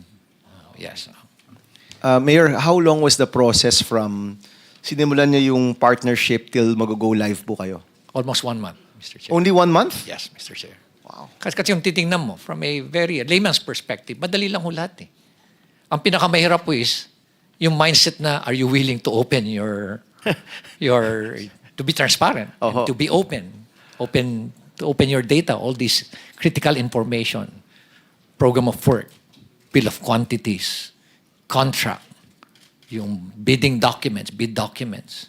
Yung mga yan, yung mga critical na mga designs, yung binanggit nyo kanina, technical plans, are you willing to open it up? Us in the city of Baguio, we're very much willing. With their platform, we will work on digitally recording infrastructure documents, procurement records, and the city's ordinance for permanent traceability and auditability. So lahat, Mr. Secretary, as long as it does not violate the Data Privacy Act, we're going to open it. Why blockchain technology? Because it addresses weaknesses that traditional systems cannot. And I believe this is aptly and adequately explained by the two other presenters. Since we signed the MOA, we've been preparing the necessary documents and records that will be placed in the chain. And we are also conducting knowledge sharing sessions and training for our personnel so that this innovation is not only technology-driven, but people-driven. Kaya nilalabas na namin sa MANCOM meeting namin yan. And we are coming up also with pronouncements sa aming posts sa social media. And as I've said, both DBM and DICT started using blockchain technology in 2024. Nagpipigibak lang ho kami kay Secretary Mina Pangandaman. Thank you very much, DBM. Yeah. And thank you very much for filing the bill, Mr. Chair. Thank you very much for filing Bill 1330. All these efforts show that we are not waiting for the future. And these are early steps, but they carry a very strong message. We're beginning to embed blockchain into systems because good governance should never be an exception. It should always be a way of life. So maraming salamat po, Mr. Chair. Thank you, salamat po, Mayor Benji. I know we'll be seeing you soon, maybe in another setting here in the Senate. Salamat po. I wish you all the best at sana po ituloy niyo yung investigasyon ninyo even outside of the ICI. Maraming salamat po. Maraming salamat. 1 month. Totoo ba yun, Bayani Chain? Where's Bayani Chain? Mr. Hi, Wong. Mr. Chair. Yeah. Before Tiwala, before si Attorney Third, no, is a good friend also. Sige nga, Mr. Wong, isang buwan lang ba? Kaya na? Yes, Mr. Chair. We're expected to go live on October 15, meaning citizens can access yung mga data ni Baguio City on the blockchain. Sige, will you be talking about that in your presentation later? A little bit? More of parang ano yung impact sa Filipinos, Mr. Chair. Yes, but maybe you can add also, kasi sa totoo lang po, akala ko this will take 2 years or 3 years for the national budget, no? Baka po you can also share about that process and how easy or how difficult it was later, no? Sige po, So we'll Mr. ask Chair. Tiwala to present. Thank you, Mayor Benji. I know you have to go. Maraming salamat. Thank you. Attorney Third, go ahead. Thank you, Senbam. Magandang umaga po sa inyong lahat. We thank the Committee of Science and Technology and the Office of Senator Bam Aquino for inviting us to participate in today's hearing on how the government can leverage blockchain for the national budget. Tiwala is a Filipino technology startup that provides secure digital signatures, digital identity intelligent document solutions, all powered by blockchain. We're a proud DOST Startup Grant Fund Program awardee. Thank you to DOST. And today our platform is trusted by hundreds of organizations in both the public and private sectors, serving more than 300,000 users. Tiwala has also had the privilege of collaborating with the Supreme Court in shaping the newly approved legal framework for electronic notarization. And they are soon to offer we're soon to offer the country's first blockchain-powered electronic notary facility. We're only the only Filipino company that's a member of the Cloud Signature Consortium, a global association advancing digital trust technologies. All right. Before we talk about blockchain technology, let's start first with a budget. Let's walk through something very concrete, quite literally, the journey of building a public school building in the Philippines. As you can see, the budget process that funds a public school building is complex, involving multiple agencies and riddled with vulnerabilities. By going through the different stages, we can better understand where the cracks usually appear and how technology can help close them. Stage 1, budget preparation and planning. This is where the DepEd, from the school principals to the local schools division to the region until the central office, identifies schools with classroom shortages and submits its proposal to the DBM for it to be included in the National Expenditure Program. But problems might appear right here. Exaggerated classroom needs, duplicate projects, overpricing of materials in the cost estimates, as Senbam pointed out in one of the hearings. Construction materials such as cement is way more expensive in government-built schools than their private counterparts. Even small differences, when multiplied across thousands of projects, translate into billions and fewer classrooms for students. Stage 2, budget legislation. Once the proposal reaches Congress for legislation of the General Appropriations Act, priorities can shift, as mentioned earlier by Mayor Magalong. Projects may be inserted, not part of the DepEd's master plan, which may distort the goal of addressing real needs. Stage 3, budget execution and release. After the budget is approved, the money must actually flow. But delays in allotments due to cash management or selective releases can stall the construction of classrooms. Students continue waiting while funds sit idle. Stage 4, procurement. Now comes bidding by the DepEd for contractors. So either private or through the DPWH to build the schools. This stage is highly vulnerable, as we have seen in the hearings. Bid rigging, ghost bidders, tailor-fit specifications that reduce fair competition. Instead of the best contractor for the job, the process can get captured. Stage 5, implementation. This is the construction phase when classrooms are supposed to rise. But in many cases, contractors cut corners, substandard materials, incomplete structures, or sadly, even projects that exist only on paper. What's promised doesn't always match what's built. Stage 6, monitoring and supervision. Inspection teams are tasked to ensure schools are being built properly. Yet, inspection reports can be falsified, and collusion between contractors and supervisors can let poor work slide. Community voices from principals, teachers, or parents often don't make it into the official reports. Stage 7, completion and turnover. At turnover, completion certificates may be signed even if the building has defects. A ribbon-cutting ceremony doesn't guarantee that classrooms are safe, durable, or compliant with standards. But we let Attorney our Third, children... Sorry, just to interrupt you for a second. We'd like to acknowledge Senator Padilla. Maraming salamat, Senator Robin. Senator Robin sponsored yesterday the FOI. So yung FOI and this bill, in partnership, can really create transparency in our government transactions. So maraming salamat po, Senator. Go ahead, please. Thank you, Mr. Chair. But we let our children use these buildings, trusting that these are up to standards. And finally, stage 8, post-completion and audit. After the project is turned over, warranties may not be enforced, and audits may be either softened or based on false or inaccurate data. By this stage, accountability fades, and contractors with a poor record often get away with it, sometimes even winning new school projects. As we can see, the budget is one complex maze. At every stage, there are multiple offices, systems, policies, and people that are interacting, but not necessarily connected. It's a mix of mostly manual processes that generate mountains of paper documents along the way. Almost every twist and turn requires human intervention.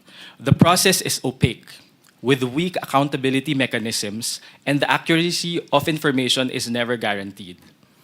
You often cannot answer the basic questions: who did what, where, and how. There is no traceability, no verification, and no validation. This is the environment we're here to try to fix, and it's why rethinking the system with new technologies is so important. Now, how can technology help? Can blockchain technology really solve this?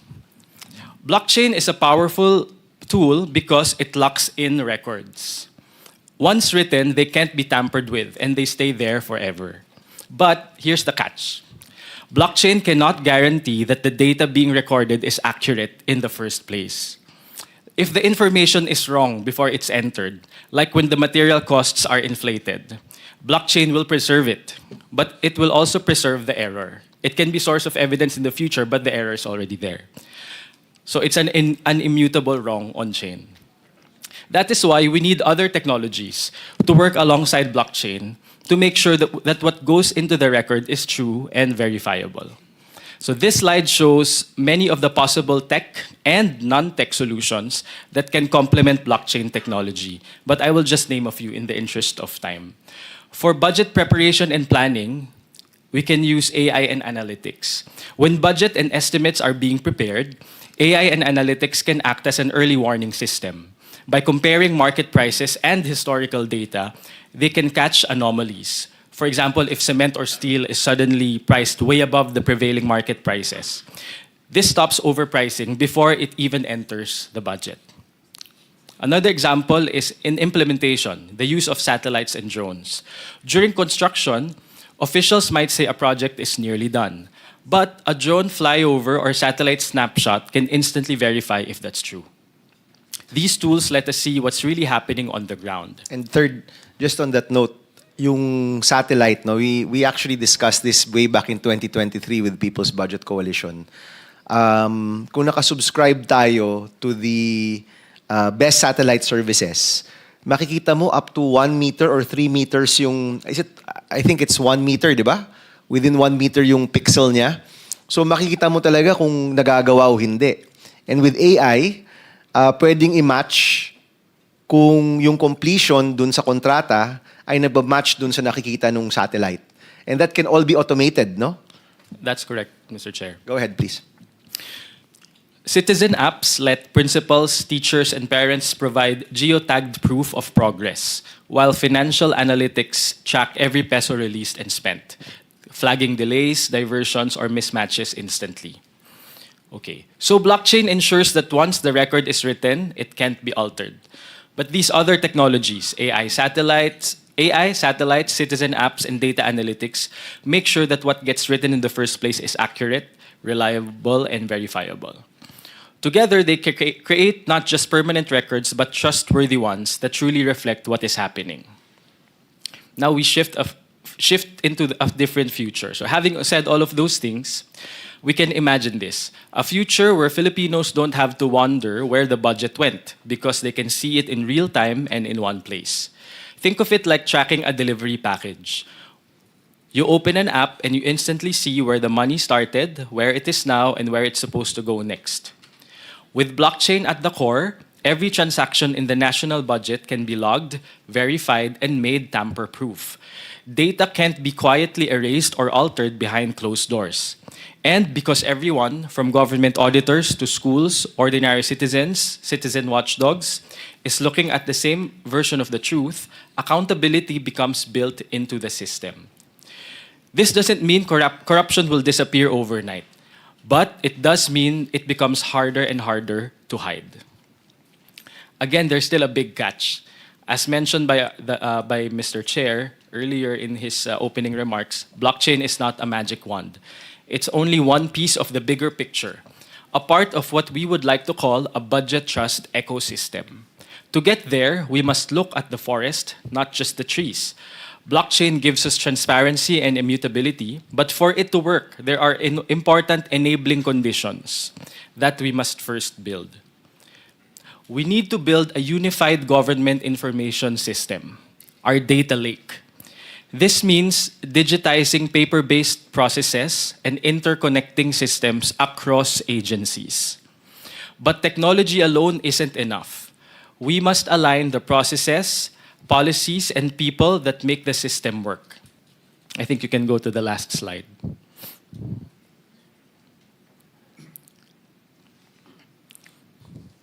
This is much easier said than done. But with the passage of the E-Governance Act, Republic Act 12254 last month, and other laws like the Anti-Red Tape Act, and much political will and openness to collaborate from the agencies concerned, this is possible. The end output of these systems must be digital. Blockchain is a decentralized digital ledger. It cannot record paper artifacts. Too often, agencies use expensive software, but at the end, you still print, sign, and pass papers around, and then scan them to be digitalized. We need digital signatures to secure these documents, make them tamper-proof, auditable, and traceable. At this stage, accuracy and validity are critical. That's where other technologies and safeguards come in. Remember, the blockchain itself only records cryptographic proofs. The actual documents and evidence may remain off-chain but must be secured. Once processes are digital and data is validated, then and only then can we record every transaction on the blockchain. As you can see there are tech and non-tech solutions to check the data if it's accurate or anomalous. So that's part of it is really administration of justice also. With these puzzle pieces in place, we can see a reliable, accurate, and verifiable budget, one that the Filipino people can trust. In closing, bringing the national budget onto the blockchain won't end corruption by itself. Blockchain is only a tool, but it is a step towards stronger accountability and greater transparency. For Filipinos, this means fewer chances for funds to be lost and more chances for resources to reach communities where they are needed most. We support the push to place the budget on the blockchain, but it must come with enabling reforms, fully digital processes, interconnected institutions, and for the bad actors, swift and certain punishment commensurate with their crime. Also important, any law must be technology neutral. Tools change and become outdated over time, but the principles must remain. Blockchain is not a silver bullet. It creates an immutable, transparent, verifiable record, but it's just one of the tools. Combined with AI, analytics, satellites, IoT, drones, citizen apps, it can supercharge oversight and reduce corruption. In the end, what matters most is not just the technology, but the people who must embrace its use and the policies, processes, and systems that should be in place to maximize transparency, accountability, and public trust. Technology is only the means. The goal is a government that truly works for the people. Maraming salamat po. Thank you, Attorney. So I think we're very aligned no, with your presentation. Itong paglalagay ng budget sa blockchain, it's just one aspect of what we want to do. No? Isang aspeto yan. Let me ask si Attorney Rosario from DBM. Itong paglalagay ng budget sa blockchain, ito po bago po to, di ba? And of course, yung AI, satellite technology, drones, that's all readily available already. Hindi na yan mga bagong teknolohiya, nandyan na yan, di ba? Pero yung ibang nabanggit ni Attorney Third na digitalization, cross-operability ng mga agencies, we already have laws for that, di ba? Hindi lang siya na-i-implement, no? Tama ba, Attorney? Mr. Chair, so far we have existing laws and regulations.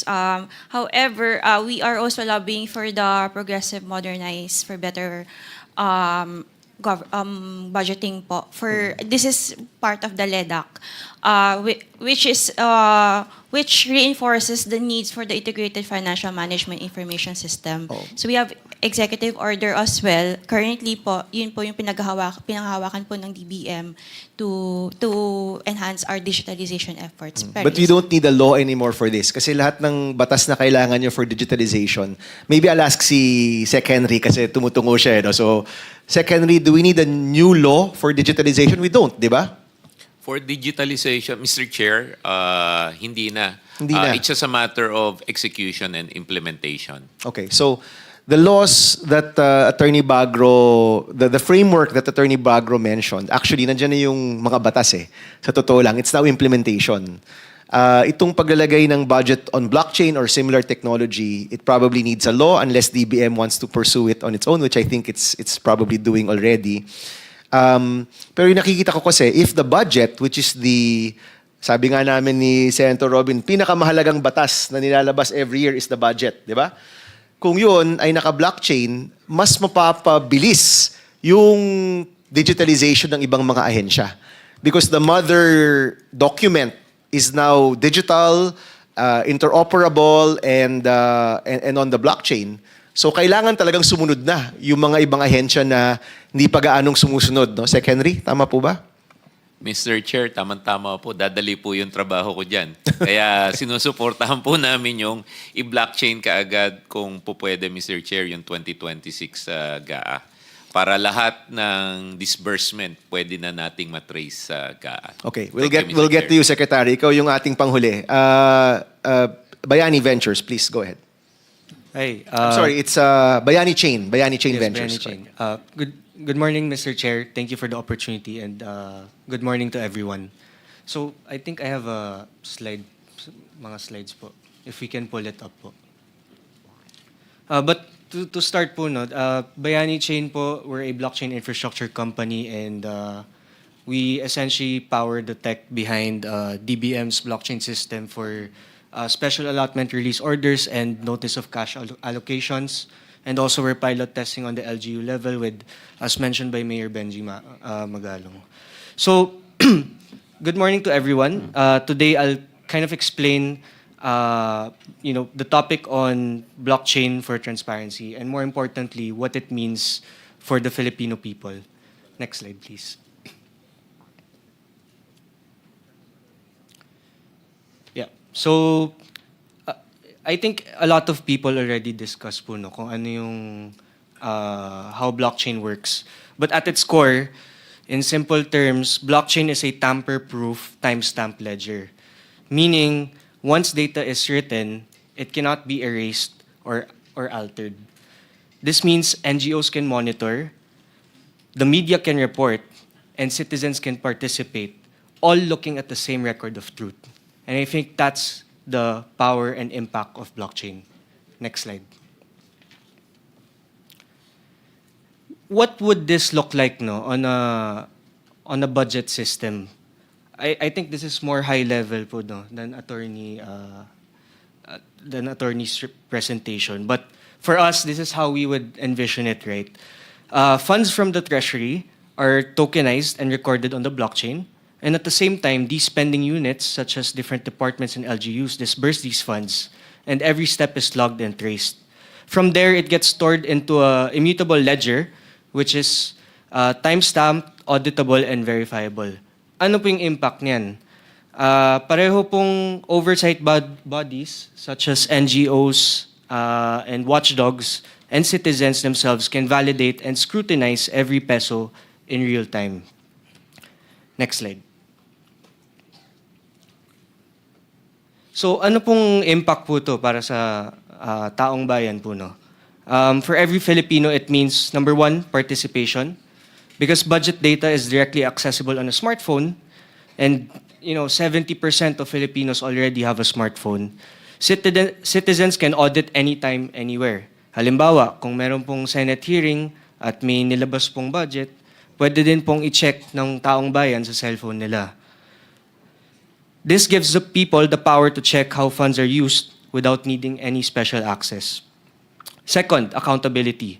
According to the OECD, immutable records cut procurement fraud by up to 30%. This means fewer leaks and more funds going where they're supposed to. And I think in this day and age, this is exactly what we need po, no? Especially to rebuild public trust. And lastly, efficiency. World Bank studies show na digital ledgers can cut processing times by 50 to 90%, which translates to faster IDs, permits, and government aid, services that ultimately touch our everyday lives. And for my last slide, I'd like to talk about what's happening around the world, no? So, actually, yung dinidiscuss po natin ngayon, Mr. Chair, hindi lang po theory to. Ginagamit na po to and pinapilot test po sa ibang bansa. So, for example, in Estonia, digital governance saves 2% of GDP every year. For us, that's around more than 200 billion pesos, no, which could be dedicated to building classrooms, hospitals, and brand new infrastructure. In Georgia, land registration became 90% faster, which shows how bureaucratic processes can dramatically improve when compared to traditional systems. So this 90% faster statistic is benchmarked across different countries, no. And lastly, in Chile, blockchain procurement increased public trust in government projects. And today, this is what the Philippines truly needs the most, no? Rebuilding trust. So let me close. Siguro po, Mr. Chair, you wanted me to discuss a little bit about Good Gov Chain. So Good Gov Chain is a government system, government transparency system for LGUs. So right now, we're pilot testing po with Mayor Benji to upload procurements, infrastructure records, and ordinances po, no? So, kaya po kami mabilis kasi si Baguio is already medyo digitized na po yung documents nila. So it's only a matter of uploading that on the blockchain. Jello, could you repeat that? Ano yung mga documents na in the Baguio pilot? Ano yung ilalagay ninyo on the chain? Procurements, tapos infrastructure project records, and ordinances po. Sa infrastructure records, how deep do you go? Right now po, medyo surface level pa lang po kasi we're in the first phase of testing out the system. Pero meron po kaming roadmap to really embed it into the entire Baguio City. So eventually, pati yung project, yung mga bidders, yung mananalo, yung kontrata, Yes. yung bill of materials, yung completion, yung releases, that will eventually be publicly available dun sa project nyo sa Baguio. Yes, Mr. Chair. Actually, in our system, we designed also different. So we also created an analytic system po, no, na that also records like kunwari, top contractors or vendors or saan po nalagay yung budget, like let's say 40% education, 20% infrastructure. So the analytics dashboard will eventually be more substantial. So so on one hand, you have the immutable ledger, which nabanggit kanina ni Mayor Benji, aabot yun hanggang sa bill of materials, di ba? Kasi yan yung hinahanap ng tao. Yan po yung vision niya. Your Yun yung vision. Pangalawa is the analytics dashboard para mas maintindihan ng citizens, ng Yes. Baguio citizens, saan napupunta yung pera. Yes. No? I'm sure kasama rin dyan yung sources of funds. Yes. Diba? So is this from the local budget? Is this from the GAA? Is this from a donation? Isasama nyo rin yun siguro. Opo, Mr. Chair. Pero Oo. sa future phases po natin yan. Pero Okay. sa October 15, ang makikita po nila kung ano po yung mga records na po na naka-digitize na nila. So that will be available online. Yes. Okay, itong vision na napag-usapan natin, no? And I think when Mayor Benji was here, klaro naman na nagkakaintindihan tayo. How long will that take? Para lahat yon malagay talaga on your Bayani Chain venture, di ba? To be honest, we haven't fully explored kung gaano na po ka-digitize yung Baguio City, for example. Pero nakadepende po talaga yun sa city po, no? Kung how digitalized are they already? Because from there, we can easily migrate it. Pero if sasabihin niyo pong end-to-end, it might take 12 to 24 months po. Okay. So 1 to 2 years, no? Kasi initially, Yes. I also expected na it'll take about 1 year to 2 years Yes po. for this to really be fully implemented, no? Kasi po yung problem po, Mr. Chair, is not really the technology. It's really the processes of uploading it or scanning these documents. Yung po yung matrabaho po doon, Mr. Chair. Sige, dun sa mga individuals na sila yung, kunyari, you have your procurement in Baguio, di ba? May Yes, procurement Mr. Chair. office ka. Gaano kalaking pagbabago sa mga proseso nila yung mangyayari kapag nilagay na sa blockchain yung kanilang mga proseso? Actually, Mr. Chair, kailangan lang nila po ng point person na mag-upload and mag-encode po ng procurement records. But aren't the records already in one form or the other digital? Yes, pero for future, like for example, 2026 onwards, i-record na po nila through their system and through the blockchain. And is that, are they recording it directly into a software or are they scanning paper documents and you're creating copies of PDFs online or diretso nilang nilalagay? I can't fully answer that yet, Mr. Chair, kasi I don't have the concrete answer. But both, pwedeng both. Pwedeng both po, yes, Mr. Pwedeng Chair. both. No? Depende lang sa server space ninyo. Kung gaano kalaking server space yan. Kasi I'm sure kung national government to, napakalaking server space yung kailangan. But that's why it's immutable. Kasi you're uploading all of the relevant information, no? Yes, Mr. Chair. Sige. So babantayan namin yan. We hope that we can get more updates, no, as the months go on, kasi we wish you the best dito sa pilot nyo sa Baguio. Thank you, Mr. So Chair. thank you, Jello. Senator, do you have any questions pa? Please. Magandang patanghali po sa inyong lahat. Ako po ay bumabati sa lahat ng mga bisita natin ngayon, lalo po sa aking matalik na kaibigan, Sir Donald. Ako po ay masaya sapagkat nakarating na po tayo dito. Alam niyo po, aking kaibigan, Senator Bam, matagal na po naming pangarap ito ni Sir Donald.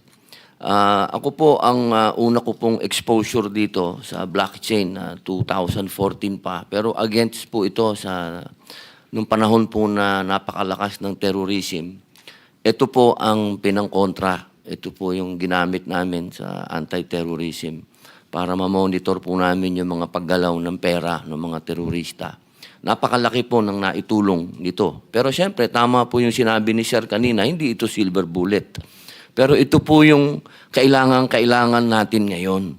Ito po yung pinakatamang timing at napakagaling ng timing mo, Senator Bam. Ako po ay pinahanga mo.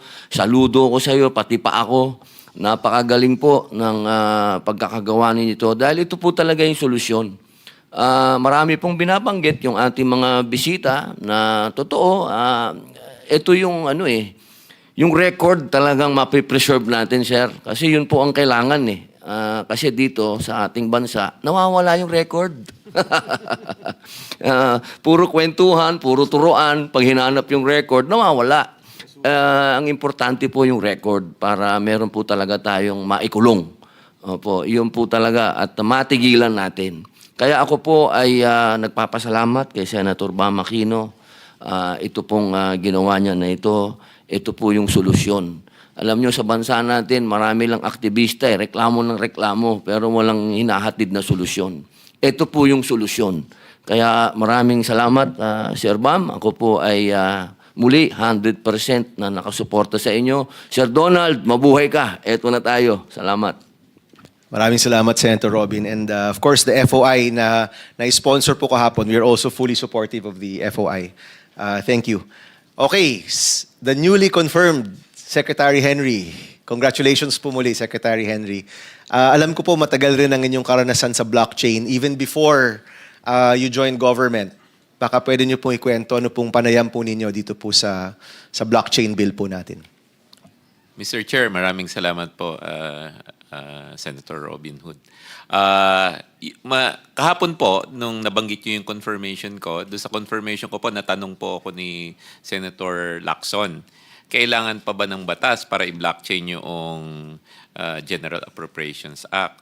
Ang sagot ko po sa kanya ay, hindi naman kailangan, kita po natin ang epekto pagka ipinakita natin sa mamamayan ang mga transaksyon ng gobyerno. Next slide, please. Sa sang madaling salita, back lang ng konti. Please.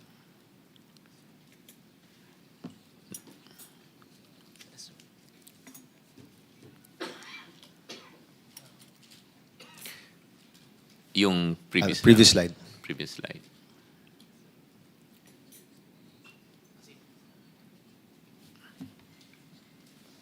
Yan. Para lang mas maintindihan po ng ating mga kababayan, nabanggit na po kanina, isa-summarize ko lang po, ito po yung isang parang public billboard. Parang isumbong sa Pangulo website, pero may isasama dito ang mas maraming mga transaksyon. At second, at mas mahalaga, para pong tong GPS tracker ng pera. So malalaman nyo mula sa GAA hanggang sa disbursement. Ang kagandahan po nito kung papalarin tayo, pati yung tax na binabayad ng mamamayanan, makikita niya saan pumupunta yung tax niya, saan na-allocate, saan na-gastos. At isa po, ma-access nyo po sa cellphone nyo to. Hindi na kayo kailangan pumunta sa opisina po ng mga gobyerno. Pag na-publish po yung front-facing interface po nito, pwede bang pumunta kayo sa portal? Pwede po sa eGov app. Tanungin nyo, ano yung budget natin ngayon? Let's say sa 2026. Click nyo dyan, infrastructure. Click nyo dyan, tulay. Halimbawa, napadaan po kayo doon sa may karatula, this is where your taxes are going. I-verify nyo po magkano siya, ano na yung construction, etc. Isang konkreto pong halimbawa, 10 million pesos na classroom na budget, maari mong subaybayan kung magkano na yung nadidisperse sa kanya, imamatch nyo doon naman sa project po ng DBM na DIME. Yung DIME po is Digital Information Monitoring and Assessment. Makikita nyo po as the building is being constructed. And nasabi nyo pa, Mr. Chair, meron ng satellite imaging, marami na dyan. So, habang gumagastos siya, nakikita nyo kung nagagawa yung eskwelahan. Yan po isang konkretong halimbawa. Paano po niya malalabanan ang korupsyon? Next slide, please. Sa blockchain po, one, immutable. Sisimplihan ko na lang po, ano ba ibig sabihin ng immutable? Kung sabi ng mga kababayan natin, wala nang forever, sa blockchain, may forever. Pag nailagay nyo na po yan sa blockchain, kung hindi ka man mahuli ngayon, eventually mahuhuli ka rin. Kasi kung may ginawa kang kalokohan, nandyan na yan. Hindi niyan pwedeng burahin. Yan po ang tinatawag na immutability. Pangalawa po, very transparent. Ngayon naman po, yung transparency, huwag kayong mag-alala. May mga mekanismo ang blockchain para magkaroon ng privacy. Pag personal information yan, syempre, hindi mo makikita. Pero pagka government transaction at pera, transparent po dapat yan. Di ba po, bawat bidding dapat public? O, di yung public bidding, di ka na kailangan pumunta dun sa bidding mismo, makikita mo na sa blockchain. Pangatlo po, accountability. Lahat naman may digital footprint. Ito po yung tinatawag namin sa cybersecurity na digital crumbs. Sino yung nag-modify, sino yung nag-access, sino yung nag-originate, makikita po natin lahat dyan. Yung next, ano naman po ang epekto nito sa ordinaryong mamamayan? Ito po, empowerment po. Kayo na po mismo ang susuri ng budget, kung budget, transaction, kung transaction. Hindi na kayo kailangan maghintay ng press release, hindi na rin kayo malilin lang ng fake news. Dekalidad na serbisyo. Pag gumastos halimbawa sa ang isang gobyerno, ang isang ahensya ng gobyerno para pagpapakain halimbawa ng isang eskwelahan, nailabas yung pera, dapat makuha nyo kaagad yan. Pag pumila po kayo sa pagpapagawa ng lisensya, pwede nyo na rin pong ilagay sa blockchain para malaman nyo gaano kabilis ang galaw. Mas mabilis na serbisyo, as I've said, at saka tataas po ang kumpiyansa natin sa gobyerno. Kasi gano'n naman po trust is built when we see each other eye to eye. Di po ba? Panghuli na lang po na pahina ko po, dahil po may hearing po tayo ngayon, nandiyan po, may libro po akong sinulat, nabigay ko na po sa mga ibang kaibigan natin. Si DICT po, nakipag-ugnayan kami doon sa publisher namin, pwede nyo pong i-download ng libre. Ito po kasi, nakalagay po dyan yung mga blockchain na ginagamit na sa Pilipinas. Hindi po ito bago. 6 years na po ang Pilipinas na may experience dyan. Nagagalak po ako, Mr. Chair, nandito po yung mga kasama ko sa bangko mismo. Bakit importante na bangko? Kasi bawat sistema po sinusuri ng BSP, Bangko Sentral ng Pilipinas. Pagka yung blockchain ginamit mo sa bangko, ang blockchain ay bank grade. Ito po yung pinakamataas na kalidad po ng mga sistema. And yan po yung sinulat ko nung panahon ng pandemic. Dinocument ko lang po lahat ng mga blockchain na ginagamit sa Pilipinas from gaming to stablecoin para malaman nyo na may use case na po na natratak namin ng piso na galing sa mga rural banks papunta sa bangko po namin.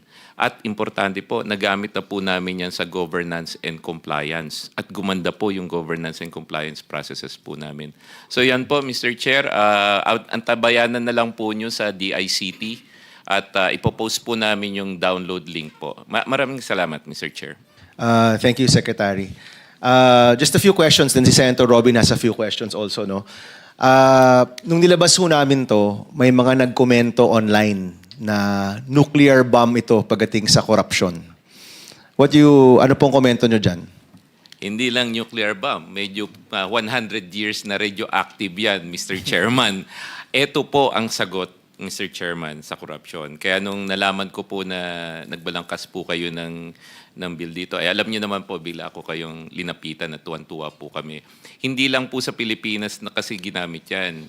Yung bansa po na ginagamit nating standard for governance, Estonia, ay ginamit na rin po to sa Estonia. Proven po itong technology na to. And 6 years of using this, malayo na po narating natin. Time na po para gamitin natin, Mr. Chair. Secretary, palagay ko magandang madaliin natin to, especially sa nangyayari sa ating bansa.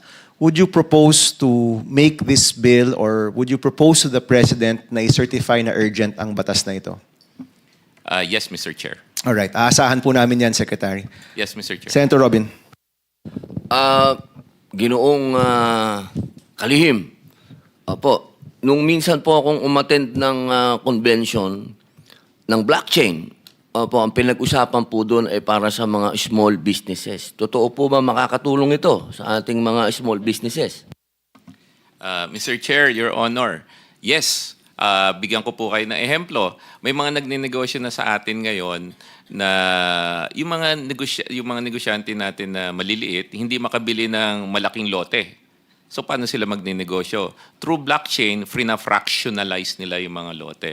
Isa pong example, Mr. Chair, Your Honor, meron na tayong digital asset law. Pwede mo nang i-digitize lahat ng asset at kami po sa bangko, ina-advocate namin yan. Kasi yung digital asset, pag na-digitize yan, pwede mong i-collateral ba? Tapos makakapangutang ka. Yan po'y kailangan ng mga MSME. So, malaking bagay po to. Meron na po ba kayong koordinasyon sa DTI? Yes, Mr. Chair. Yes po. Actually, isa rin po yan sa gustong itulak ng DTI. Kasi doon sa MSME push po ng DTI, isa rin po yan sa sinasabi natin na pwedeng next cottage industry po rin natin. Maraming salamat po, Ginoong Tagapangulo. Alam niyo po, kung ito po ay naging effective anti-terrorism, sigurado po sa mas magandang bagay, ito po ay talagang panalong-panalo. Kaya muli po, congratulations, boss. Salamat, Senator. So, anti-terrorism, ngayon naman po anti-corruption, no? Thank you so much, Secretary Aguda, for that presentation. Let me ask Mr. Abante. Si Ken po is one of the co-conveners of the People's Budget Coalition, also worked in DOF, no? Some years back. Ken, ano yung mga dokumento na mahalagang isama natin dito sa batas na ilalagay sa blockchain? Now, of course, ano naman po yan? We will create measures for, kung kailangan ng future documents, no? May space naman po yan. But right now, sa nakikita mong nangyayari sa bansa natin, kung saan nakatago yung korupsyon, saan pinapalobo yung mga presyo, for People's Budget Coalition, ano yung mga dokumentong mahalagang makita sa blockchain? Maraming salamat po, Mr. Chair. Naniniwala po kami that sunlight is the best disinfectant. No? At mahalaga na hindi lamang transparency yung meron, kundi people's participation at accountability. Yung tatlong pillars po talaga na yun, yung kailangan for corruption prevention and the restoration of trust in the budget process.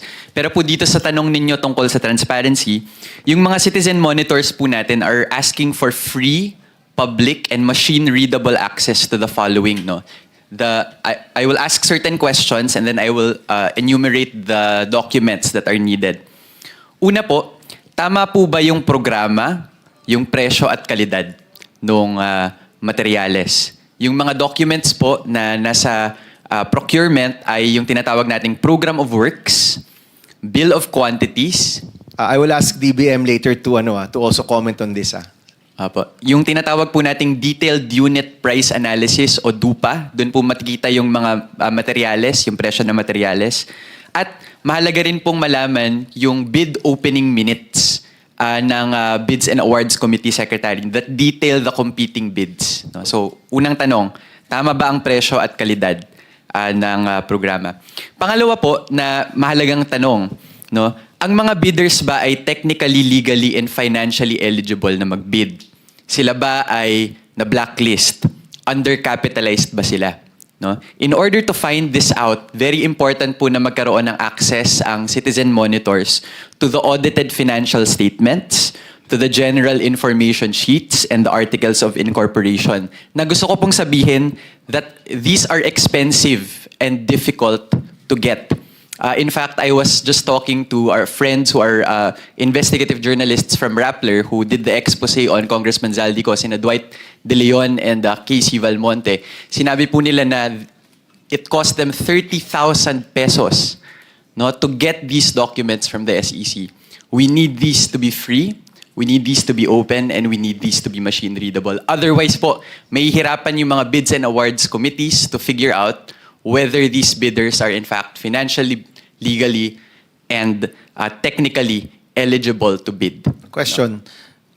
Is SEC here? May SEC rep? Yes, ayun pala. Attorney Ong. Are these documents public documents? Meaning no issues for the public to access these documents? Meron lang kayong fees? Yes, Mr. Chair. Opo. Tama, di ba? Yes, Mr. So hindi to walang issue about privacy here, no? None, Mr. Chair. Okay, so if we were to include in the law that all bidders need to have their audited, what are those documents again?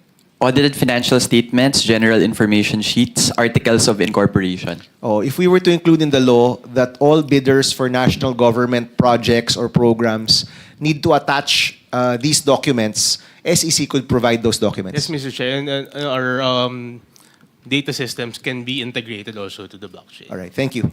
Opo. So, still on the concern of bidders being eligible, mahalaga rin pong ma-fast track yung implementation ng tinatawag po nating Ultimate Beneficial Ownership Registry that is actually in the new Government Procurement Act, Mr. Chair. Yung Ultimate Beneficial Owner, it just asks the question, sino ba talaga ang may-ari ng kumpanya? No? Meron bang layers ng mga owners ito that proceed to conflict of interest in the bidding process? Membro ba ng BAC yung actual, may relationship ba yung member sa BAC doon sa contractor? No? Kailangan pong malaman yan. And the Ultimate Beneficial Ownership Registry, which is supposed to be public, is actually already in the NGPA and needs to be fast-tracked as well. In fact, this is part of the SEC and the DBM's commitment under the Open Government Challenge, which we helped push as part of the People's Budget Coalition. So we hope for the fast-tracking of this Ultimate Beneficial Ownership Registry, sir. So, dun naman sa mga bidder information, pagkatapos po nun, yung sunod na tanong, na-deliver ba yung actual goods and services and infrastructure? Ano po yung mga documents na mahalaga dito in procurement monitoring? Una, yung Inspection and Acceptance Reports or IAR na pinipiramahan po ng mga ahensya. No? Importante po na meron yan, including the delivery receipts. No? Kasi malalaman po natin dyan kung sino yung nag-receive. Nasabi niya ba na meron talagang programa. At kung sino yung nag-sign, accountable siya. No? Sa kung nabayaran ba talaga, kung mababayaran ba talaga yung contractor o hindi. No? And then finally po, we can give you a whole list. Medyo mahaba-haba po yung listahan na to. It's also supported by the Right to Know Right Now Coalition, which is a Freedom of Information coalition. Yung next po ay na-audit ba ito ng COA? No? Tragically po, under the current budget system, the Commission on Audit reports are only available up to 2023 because there is a general provision under the current national budget, Mr. Chair, that prevents agencies or the COA from uploading datasets without agencies commenting on it. This makes the audit process opaque, no? Whereas before, dapat natatanong po siya actually during the budget hearings, pero ngayon wala pong information that's accessible by the general public. In fact, the budget and the audits became more opaque, no? Over the past few years because of that change in the general appropriations law. And finally po, yung open data portal po ng PhilJeps, which is very important. Yung Philippine Government Electronic Procurement System po, mahalaga na magkaroon po ng tinatawag na proactive disclosure ng information. No, yung problema po ngayon sa PhilJeps 1.5, which they're trying to remedy through the modernized PhilJeps, the latest data is that only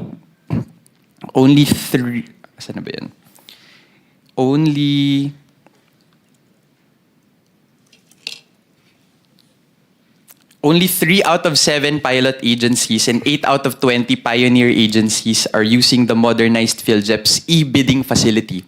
Yung current po na PhilJEP's 1.5 is only posting the information in PhilJEP's and also posting the award. So in the middle po, very manual yung process, no? But when we support the agencies in transitioning to the modernized PhilJEP's, no, partner po namin yung procurement service and they're very committed civil servants who are there. Mas mabibigyan po ng laman yung sinasabi po kanina nung ating mga resource persons from Bayani Chain and from Tiwala and from the FinTech Association na magkaroon na ng mga dokumento na ganito, no? Para magkaroon ng tinatawag pong red flag indicators in the procurement system, no?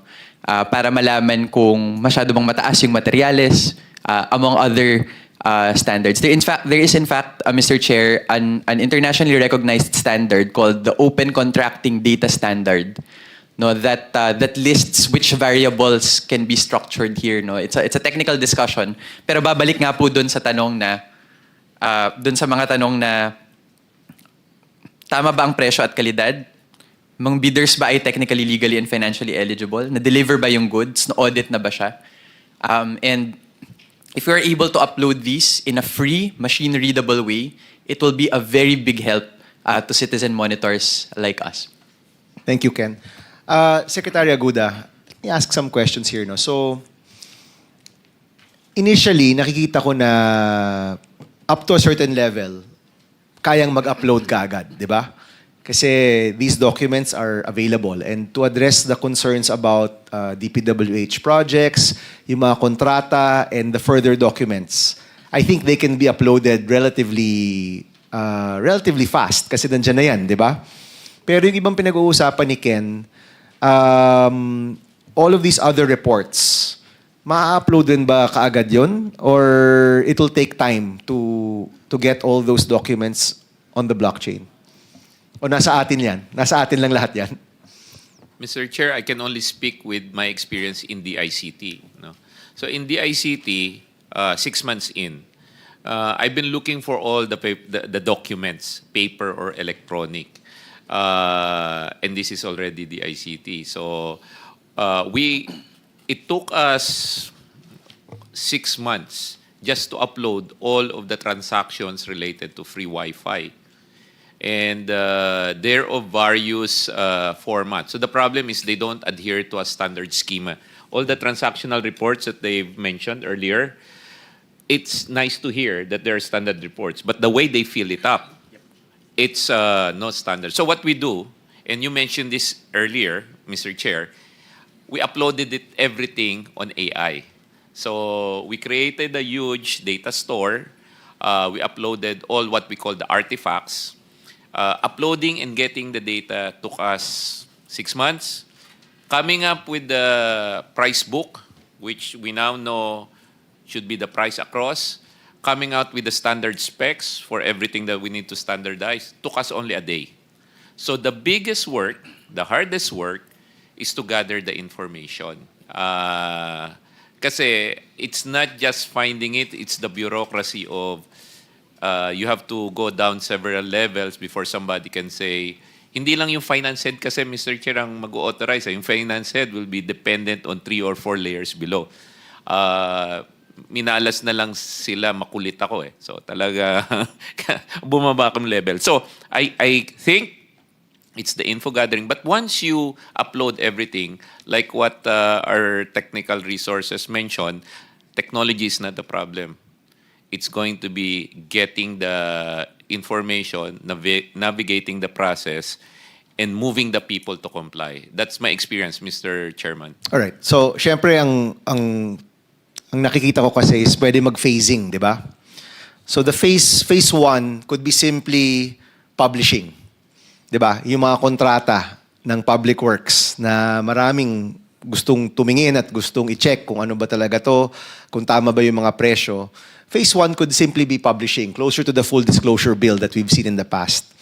Phase 2 could be maybe identifying key agencies with the biggest procurement and what layers that they need to need to put on the blockchain.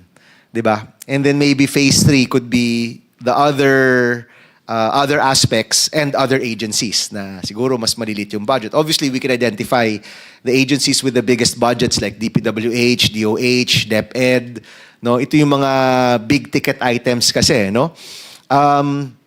Pero siguro, Sec Henry, tama ba? We can look at a phasing of this. In the first phase, just publishing it, I think, will already be a big win for the people. And then putting it on blockchain para mas understandable, pwede mo gamitin ng mga apps and other technologies would be the second phase. Without pegging you to these numbers, sa tingin mo, and maybe I can ask Donald also, sa tingin mo, how long will it take to get to where we want to go and with all of these different phases that we need to go through? Mr. Chair, medyo I'm biased towards speed eh. Ang sabi ko nga, execution over perfection eh. So, and if I may suggest, Mr. Chair, kung susundan natin ng mabuti yung spending pattern ng gobyerno, nagsisimula sa GAA. So pag sinimulan nyo sa GAA, pinablish yung GAA, and you require, siguro may 3 months pa before any bidding, any procurement can happen. So if you publish the GAA early by December or November, madaling ilagay sa blockchain yun because it's just a document that you put on the blockchain. Yung convention na lang ng mga index, numero, yun lang pag-usapan. Pag sinundan nyo yung procurement, naka-blockchain siya, naka-publish na, lahat ng tao makikita na sa blockchain yung GAA, sundan natin yung value chain up to the point na ma-disperse. Kasi bago naman ma-disperse yung pera sa kaban ng bayan, dadaan niya ng mga 3 to 6 months. E di sundan natin. And if I may suggest, Mr. Chair, sampulan natin with DBM there, then DPWH, yung moving forward. Kasi nandiyan si Sec Vince ngayon, medyo makabago. Ang objective is not the whole government in 1 year, but one major government agency. If you do DBM and DPWH, baka nga sa DPWH, hindi naman lahat. Baka muna yung mga key infra. Matapos siya ng isang buong taon, Mr. Chair, uulit-ulitin na lang natin. That's how I would suggest it. So kung ang tanong niyo sa akin, gaano kabilis, I think in 1 year, if we really have the political will to do this, because we have the technical capability, simulan natin dun sa ganung value chain approach, Mr. Chair. All right. DBM, Attorney, sorry may glare. Attorney Del Rosario, yeah. Any comments?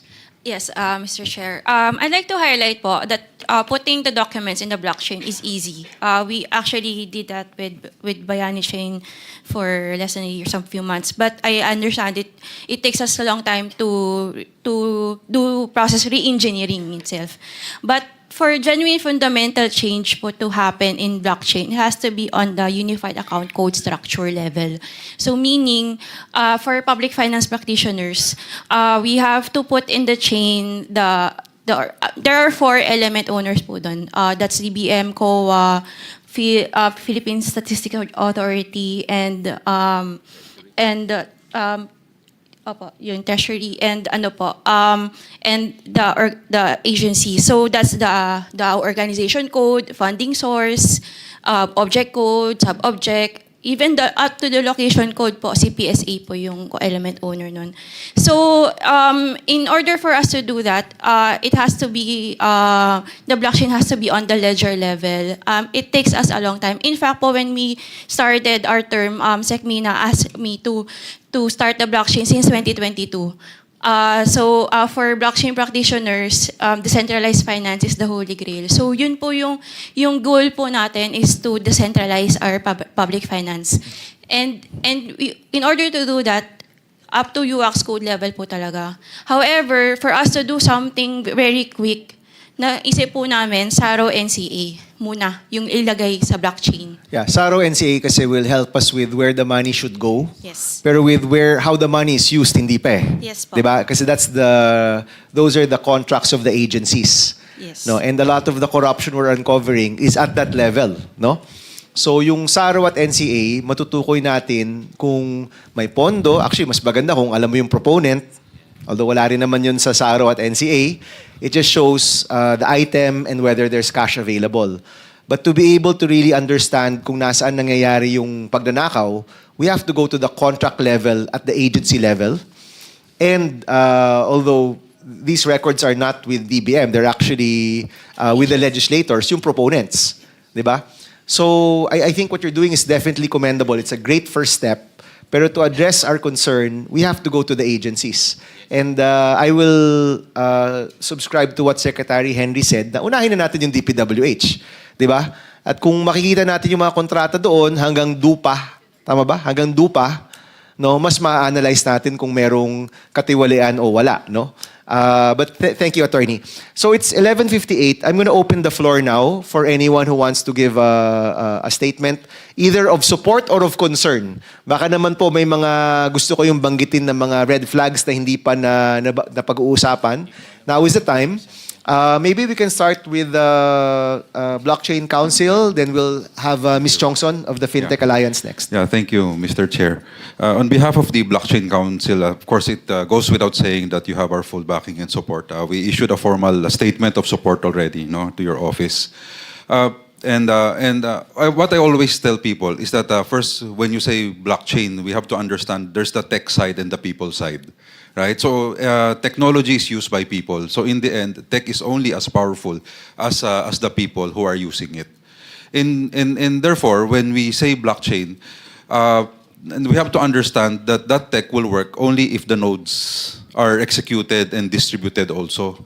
Otherwise, kung ang blockchain, lahat ng computer in a way, kung lahat po ng nodes ay nasa iisang grupo din, hindi rin siya blockchain. Kumbaga, pinost lang natin, bulletin board lang siya. And that is why it is important also on that side, having said that, that important that the nodes are distributed. We can, for example, we were talking with Yusek David Almirol din, we have the eGov chain. Sana kumalat din yung nodes. Maybe DBM or other offices would have that. What is also very important is on the people side. People meaning the ones who use it and the ones who puts that right number, that real document into the budget. That has to be part of the system, whether it's a GAAYON or SANEP. But and the reason why we launched, if you've seen the news, why we launched the integrity chain, was that on top of the technology, it was actually very much on the people side. More than 50 organizations pledged their statement of support. And Secretary Henry was one of those also who were there to support it. Because we want the private sector, the organizations, to take an active part. In fact, it took us a lot of time because when we were saying yung nodes di nila magets so kailangan ka namin bumili ng computer. So sabi namin, sige, wag muna. Kasi ang habang explanation and the legal part and everything. So what we said was that the integrity chain, all the private sector, Management Association of the Philippines, MBC, Makati Business Club, all the whatever association, sila po yung nag-release po ng statement on the corruption na we detest the corruption. So sabi ko, why don't we, instead of just keeping on issuing statements, can we do something about it? And that's why we said, let then be part of the process of checking also, right? Which is the essence of a participative democracy. So with that, and that's why the integrity chain was created, we hope that in 60 days we can deploy something as fast as the Good Gov chain. The essence is the people. All the organizations will be now looking at it also. Right? So, kasi nga, number one, kailangan yung nodes, yung tech, distributed yung computer, otherwise it doesn't make sense. At the same time, lahat sinasabi natin, lahat titingin, pwedeng tumingin. Pero sino ba talaga ang titingin? Kasi hindi naman pwedeng buong Pilipinas titingin at lahat may comment. So we have to give that responsibility to certain groups. People here, we all represent certain groups. We are checking also. And whether the tech will solve the problem, at the very least, we know from the people side, mas mahirap kasing kumuha kung lahat nakatingin Right? And we will now ask the real questions. Those who are more in the know. And because of that, but one final thing, Mr. Chair, I always say, it's important to have that first step. Because technology in itself, nakakatakot yan right? There are just too many unknowns. And so because there are too many unknowns, when you talk about darkness, you only move because you have to take one step at a time, and that's experiment.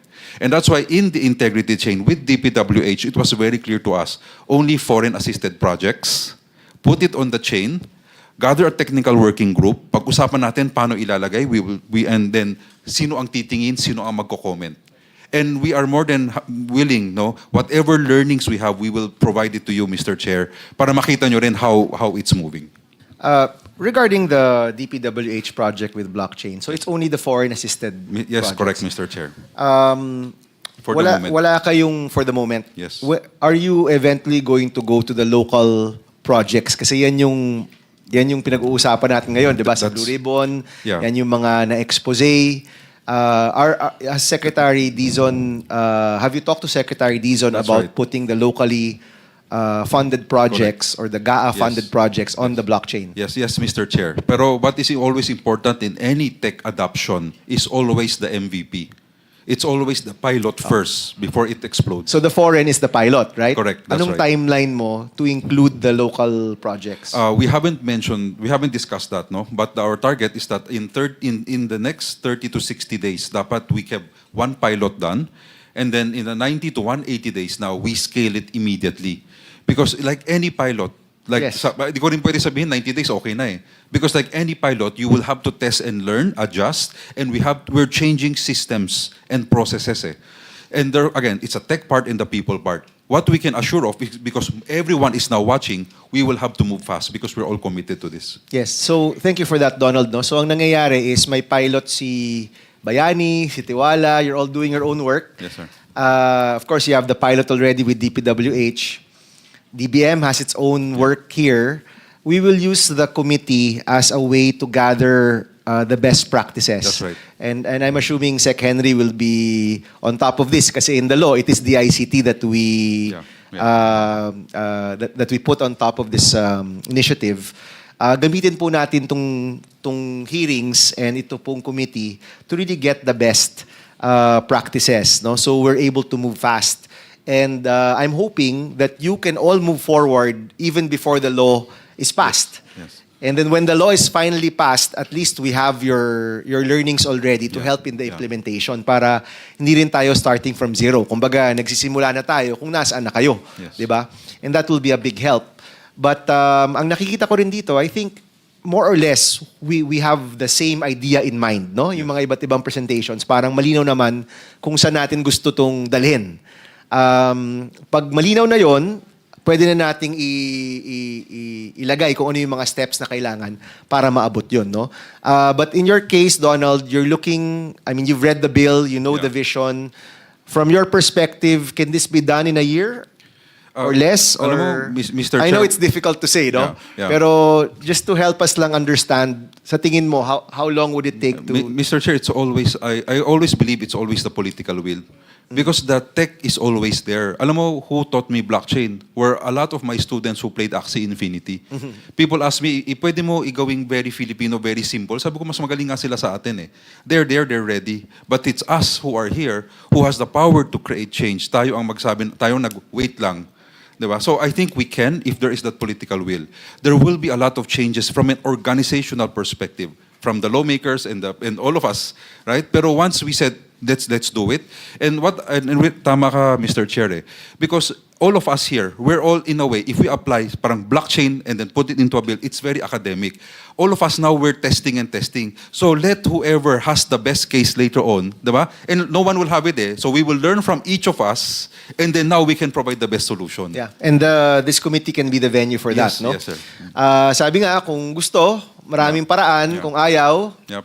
maraming dahilan, di ba? Ito, gusto natin itong mangyari. So we will do our best to make sure this passes. And it's interesting na this can be a convergence point, no? Different political parties, different persuasions, executive, legislative, local government, pwede magtulungan para dito, no? Okay, thank you, Donald. Anyone else? Lee from SGV or... Oh, I'm sorry. Si Ms. Chongson pala first, no? Ms. Chongson. Thank you. I'm also with Blockchain Council. In fact, I'm a trustee as well. I'm also trustee of FinTech Alliance. Thank you for inviting us. And I think this time around, we're blessed that we have people in government understanding blockchain and deeper into technology. And as Donald said, if there's political will, this will work. We've established, and I'm the one doing the governance framework as far as the IC is concerned, and we have established 7 pain points And out of the 7 pain points, budget, procurement, awarding, implementation, monitoring, payments, acceptance of the project. But we want to also look at the possible risk side, which is which blockchain to use, which blockchain company to use.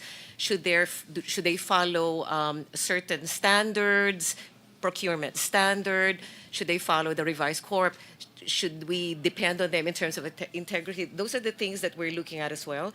Integrity of the data, that's already been mentioned, so I won't expand on that one. Integration of the data. So we need to actually have a collaboration with DBM, COA, DPWH, LGUs, if we do implement it there eventually. I did mention which technology to use, so it's kind of not just limited to blockchain, it's a combination of AI blockchain, as mentioned by Attorney Third. Which people to put here in terms of looking at integrity, because and the responsibility of the people will they will just be watchdog, or do you want them to be part of the approval? That's something that we can cover in the framework. Data integration, I have mentioned already. Training is important for everyone and to actually understand our roles. So happy to advise that FinTech Alliance, together with Blockchain Council of the Philippines, we are very supportive, but we need to also ensure that we do have proper governance framework. Thank Yes. I mean, coming from all the presentations, lumalabas ho talaga na may mga quick wins eh. Quick wins is publishing the important information. No? Whether it's on the chain or just as a bulletin board, we can begin there. Eh. Yun yung pinakauna. And then as we migrate towards the blockchain, it's also choosing which agencies we will undertake first and eventually up to what process. Ang maganda, end-to-end. No? I think si Ken talked about all the way until until fulfillment. No? Pero tama rin si Sec Henry, hindi naman perfection ang hanap natin dito. Ang hinahanap natin, may nagagawa tayo kaagad. And every step towards transparency is a step towards good governance. So, we will try our best to fashion the bill in that sense. Na hindi siya tipong kailangan tapusin bago i-publish. We can do it progressively and put milestones so that by next year, if we're able to pass this before the end of the year, by next year, may makikita na yung taong bayan pagdating sa transparency at yung ating hangarin for good governance. Okay, with SGV, want to say something? So, who wants to say a few words? Okay. Sige, you can come here. Can we go quickly? Let's go from right to left na lang. Okay. Lee, can go ahead. Yes. Good afternoon, Mr. Chair.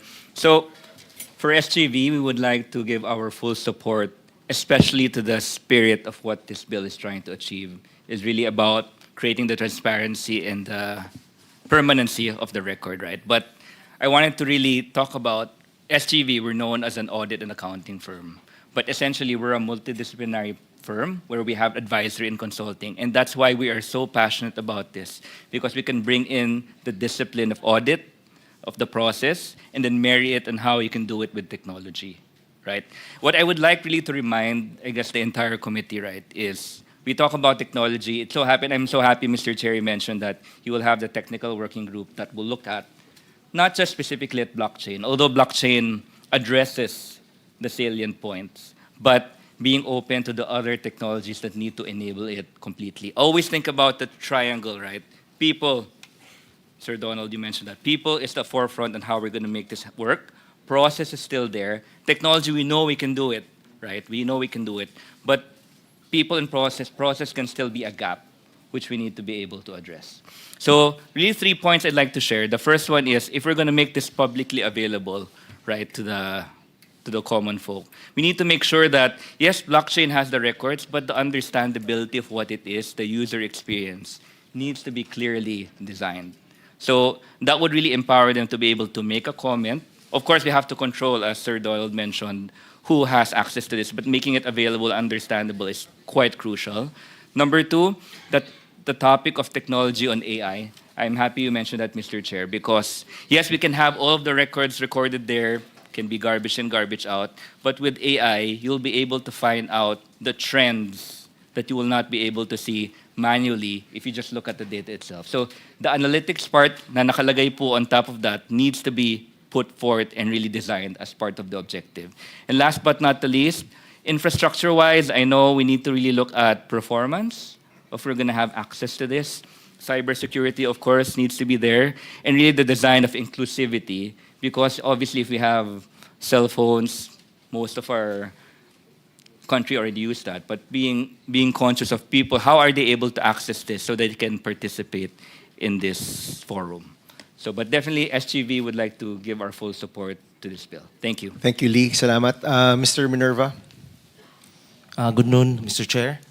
Kami actually is more of developing the blockchain at the core level, meaning at the algorithm, encryption, as well as the consensus engine. Yun talaga yung trabaho namin as a company. No? Based on what I observe, I just want to reiterate that the difference between putting a digital asset in a blockchain and in a normal database, the difference is shared. So if you put your digital assets on the blockchain, it is shared real time. That's the only difference, Mr. Chair. And what happens is, if you share the data to the public, magiging ano siya yung creativity ng public lalabas. O yung ingenuity ng Filipino lalabas. So magpa-pop up talaga yung mga website, including watchdog website, anti-graft website, etc. So it is very important to actually share the data. And that is what I'm trying to emphasize here, that the blockchain bill is actually sharing the data to the public. Yes, and it has to be permissionless, Mr. Chair, if I'm going to decide on this. Because if you do permissionless data, anyone can just access it. Academe can access it, citizen can access it, etc. And with regards to the budget or the flow of systems, what I've seen when you have a problem with the budget is that what you do is that the asset, like for example the contract, the GAA, whatever that information is, you use it as a control to flow the digital asset. It could be a token, no?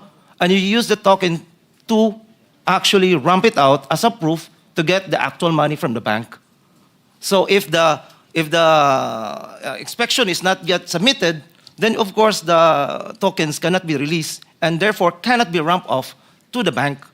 That could be a control, Mr. Chair, and that could be one of the things that you could do. Also. Thank you, Harold. Actually, the bill doesn't talk about tokenization. No, I think was it Bayani who mentioned it earlier.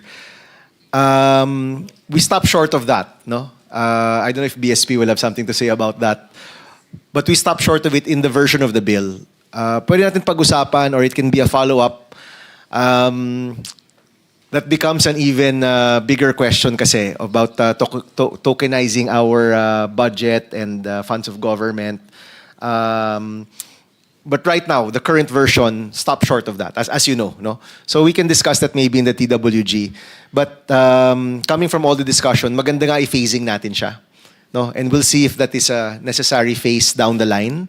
But right now, let's do the first, which is sharing the data, making it available for free. No, thank you. Hindi ho lahat kailangan mag-comment. Yung mga gusto lang po mag-comment. Let's keep it short, please. Yes. Okay, thank you, Mr. Chair. So what I wanted to add to the discussions earlier is that, so while this bill actually directly addresses the problem that we're facing right now, we actually should view it not just as a narrow reactive measure, but really as a strategic and essential step towards the comprehensive digital transformation of our public financial management. So a modern PFM system is critical for enhancing efficiency, improving policy effectiveness, and bolstering public trust, all of which are cornerstones actually of a stable and competitive economy. So all of the things that we're doing actually translates to economic growth as well for us. Of course, as mentioned earlier, the success of this landmark legislation hinges on a sound implementation strategy. We've mentioned, and we agree that you need to establish a sound and strong legal risk management and governance framework, adopt a first principles approach, meaning we don't just digitize the current process, but use this as a chance to rethink the way that we do it. Third would be to develop a national roadmap for emerging technology so that it's in conjunction with the other technologies as well. And then invest in capability building. So the thing is that when we start to adapt these principles, we can see it as the Philippines now successfully implementing a world-class digital public financial management system that enhances fiscal discipline, improves public service delivery, and strengthens the foundations of public trust, and also investor confidence in the Philippines. Thank you. Sa tingin ko, kung magawa natin to, it will speed up the digitalization of everything else. Kasi the budget, dyan nag-emanate lahat ng government transactions eh. So, if the goal is to digitalize everything, because if everything is digital, everything's more transparent, more interoperable, more usable, this could be the lever that could be the tipping point for that. No? Yes, Prof, please. Hello, Mr. Chair. Idadagdag ko na lang po, isang item is, baka since we're in the process, we want it digitalized, baka we can include to have an interoperability standards na rin as part of the bill. After finishing this, madali ang digitalization for the... Yes, thank you, Prof. Definitely, that's important kasi gusto ho natin ma-analyze yung data. Not just for it to be seen as a PDF, but that it can be analyzed, it can be visualized, it can be used by common citizens. So thank you. Who else wanted to say something? Sige po, si Sir Franz, and then si Mark, Attorney Mark, and lastly si Attorney Eugene.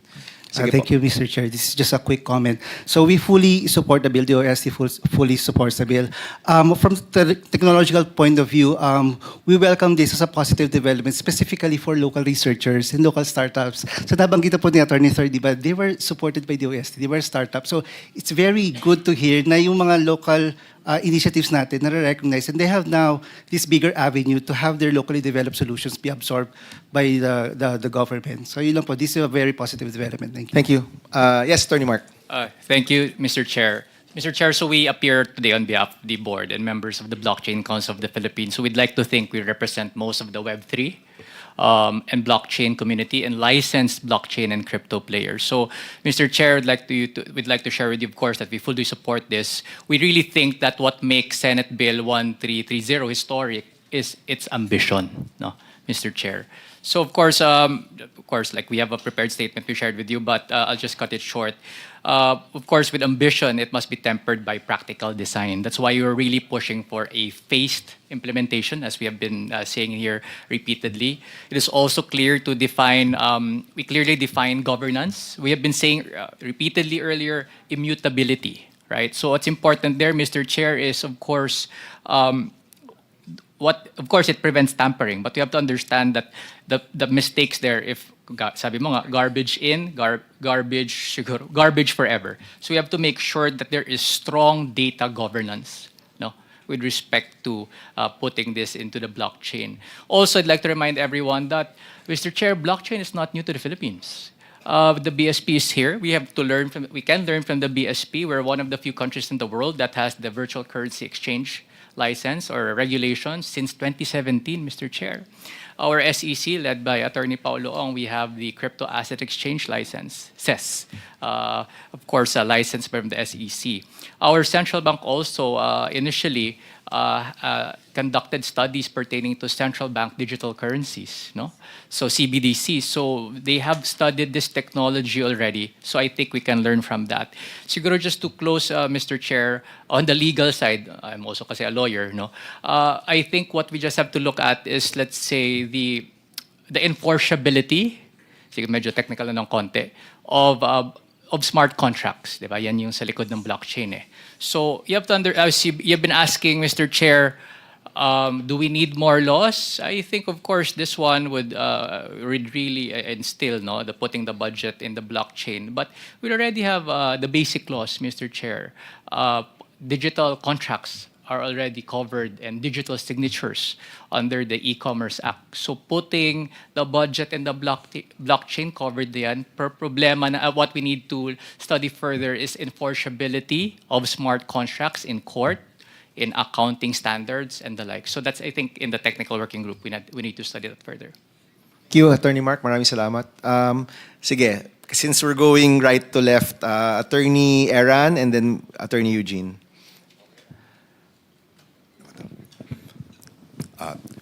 Thank you po, Mr. Chair, for being recognized. What we'd like to say is that we are in full support of SB 1330. Ang pinaka-importanting factor dito is that pag naging successful po ito, pag naging successful po ito po ang magiging pinakaunang legal definition po ng blockchain. Because in my humble capacity as an academic, because I also teach lawyers sa MCLE at UP Law Center. And I teach Lawyer's Guide to Blockchains and Smart Contracts. What I always emphasize doon po sa mga lectures ko is that for now, wala pang legal definition. So in a way, maaari po siyang maging stumbling block. But through this SB 1330, that will be the first stepping stone how blockchain will be legally defined. Because ang pinaka-importante din po, since we have to conform with the principle of technology neutrality, through SB 1330, we will be defining blockchain as a generic technology. Then, on the succeeding mga legislation, we can define it further in a use case specific po. So this will be the very first step po sa pag-implement po ng blockchain in our legal system. So, in relation po since for the people din, we have to understand po the concept between law and technology. Since nung panahon pa ng unang nabubuhay mga ancestor natin, itong dalawang konseptong ito, lagi po ito nag-uunahan. Lahat naman po tayo siguro nag-aral ng history. You will always notice sa ancient history, hindi po basta-basta nako-codified yung the most basic technologies. Bakit po? Kasi itong dalawang konsepto na ito, nag-uunahan po ito. So, in relation sa SB 1330, we can strike a balance between the two.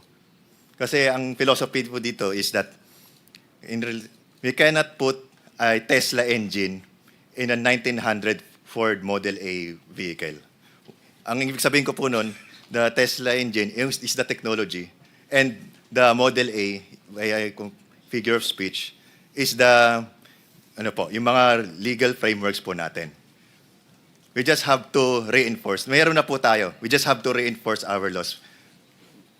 Yun din po, Mr. Thank you, Attorney. And we will appreciate the support of PAFLA when we craft the law. Yung mga definitions po mahalaga. But I will repeat kasi we missed this. We were so excited with the blockchain, the budget bill, that di ho namin nakita that we were legislating the technology, and it's funny kasi in other bills sinasabi ko lagi na mali yun, so we also got some comments from netizens not to legislate technology, so we know that, and we will do our best to create some tech flexibility in terms of the technology, as well as pointing to the benefits of blockchain that we can see now that it has over other technologies that are currently in place. So, sige po, bilang panghuli, we'll have Attorney Teves. Sige, then we'll have Ken as one more final. Si Attorney Eugene po, hindi ko pa nakikita in 25 years ata. Kasama kami sa Student Council. Yes. Tama, di ba? In the 90s, right? That's right. That's right. Okay, Attorney, good to see you again. Mr. Chair, the Bangko Sentral ng Pilipinas lauds the good senator for championing the intent of SBN 1330 to strengthen transparency and control in public financial management. Now, BSP is here because our focus will be on payment finality, settlement integrity, and systemic risk. Therefore, as we continue to finalize the details of the bill, it is important to understand, will it cover disbursement? This is very much needed to understand. Now, we've done some POCs, experimentation on the blockchain DLT technology. We're also looking at possibility of tokenizing deposits, not touching public funds, but rather setting smart contracts at the back of the deposits. So these things can be explored. Initially, the idea was just for transparency. I'll be honest with you. So, similar to a ledger or a bulletin board was the initial idea. I don't know if BSP would want us to go all the way to disbursements. Are you prepared for a comment on this already at this point? Or Not at this point. Not at this point. But I guess during the TWG, we can discuss it further. or we can put it as a further phase. But in the first phase 1 or phase 2, I think we just need to push for transparency. So similar to the Full Disclosure Act and making sure that the records are immutable, dun muna tayo magsimula. And then we'll move towards disbursements, smart contracts, other aspects of the value chain, which may need more reforms in the agencies. Ang worry ko kasi, attorney, is kung hihintayin natin yung mga reformang yon, baka hindi natin magawa yung una natin gustong gawin, which is to push for transparency. But of course, we will welcome BSP's suggestions, comments, and recommendations here. All right. Thank you. Thank you, Mr. Chair. So let me have Ken, and then I'll give the last word to Secretary Henry. No? Sige po, Ken. Thank you, Mr. Chair. So kami po yung People's Budget Coalition. We're a group of more than 30 organizations pushing for a transparent, participative, and accountable budget process. With me is Tim Salomon of the Agri-Sector and Code NGO who's here. And we wanted to manifest, Mr. Chair, that the tragic truth is we, the people, have lost trust in the integrity of the budget process. And allow us to share a few principles po that the bill should respond to try to restore this trust. Yung first principle po is something that was mentioned a while ago, is that a technical solution will not solve a political problem, which is the current quandary in the Philippine budget process. Tech is a tool, but it's very important to decide to be open, to be transparent, to be accountable. The second is to restore public trust in the budget process. Reforms must strengthen 3 key pillars. All 3 should be addressed. First is transparency, pagiging bukas, that improves people's participation in the process, pakikilahok, and ensures accountability or pananagutan. The pitfall of many tech reforms is that they stop at transparency. We hope that this bill goes further. And then third is that reforms must address abuses in every step of the budget cycle, from preparation to legislation and accountability. So we in the People's Budget Coalition would like to propose features of a system, and we hope that the bill is tech neutral, to restore people's trust in the budget process. And allow me to illustrate using the flood control situation. The first phase is the budget preparation stage.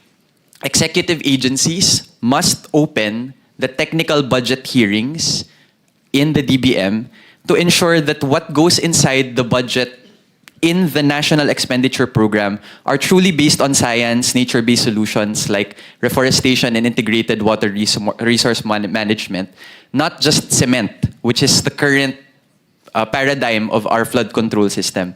What is heartbreaking, Mr. Chair, is that as disaster response volunteers like us who experienced communities na lubog po sa baha for 1 to 2 weeks, did you know that more than 1.2 trillion flood control budgets from 2018 to 2025, if properly used, could have already funded the major river basin master plans nationwide, which would have cost only 700 to 800 billion pesos, which is according to former DPWH Secretary Babe Singson. Imagine a system where in the DPWH, there is a multi-sectoral body of CSOs, hydrologists that can vet the submissions before they enter the NEP. Ordinary citizens and legislators can cross-check on a map or a satellite view whether proposed projects in the DPWH are part of the 18 major river basin master plans. And if they are not, tell already the president before it becomes proposed. Imagine a situation where people can say in the NEP and the legislative deliberations that this street was actually already paved and therefore should not be in the asset preservation program of the DPWH. What we need, Mr. Chair, is a publicly funded research program that supports these multi-sectoral bodies at the budget preparation stage, before it enters the NEP. Half-ghost project ba to? No? Itong programa na to, masasagot na po yan kaagad kung may multi-sectoral body sa technical budget hearings pa lang. Yun po yung pakikilahok na kailangan. Pangalawa po, sa budget legislation stage, Congress must end the abusive practice of secret congressional insertions, especially in the BICAM. What we really need is a truly open BICAM, supported by what we call an open budget transparency server that improves the quality of public participation. The tragedy with flood control is that they were inserted in secret at the last minute during the bicameral conference committee, whose proceedings are kept secret. So we really don't know who inserted what in the budget. And over just the past 3 years, 540 billion pesos net insertions in the DPWH were put without the proper studies or debate. Imagine a situation in a feature of this system, like an open budget transparency server, which can actually be already implemented today, Mr. Chair, if Congress decides to do so. Similar to how election results are reported during election day, mirrored by media and civil society observers.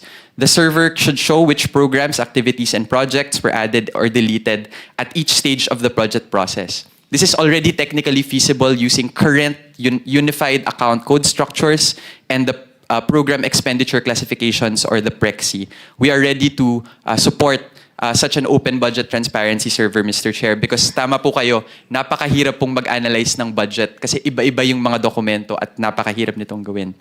The Congress must also open the BICAM discussions to members of civil society to live stream the proceedings. The current Senate resolution is a good start, but needs to include provisions on the open budget transparency server and also have enough time for people to actually review it.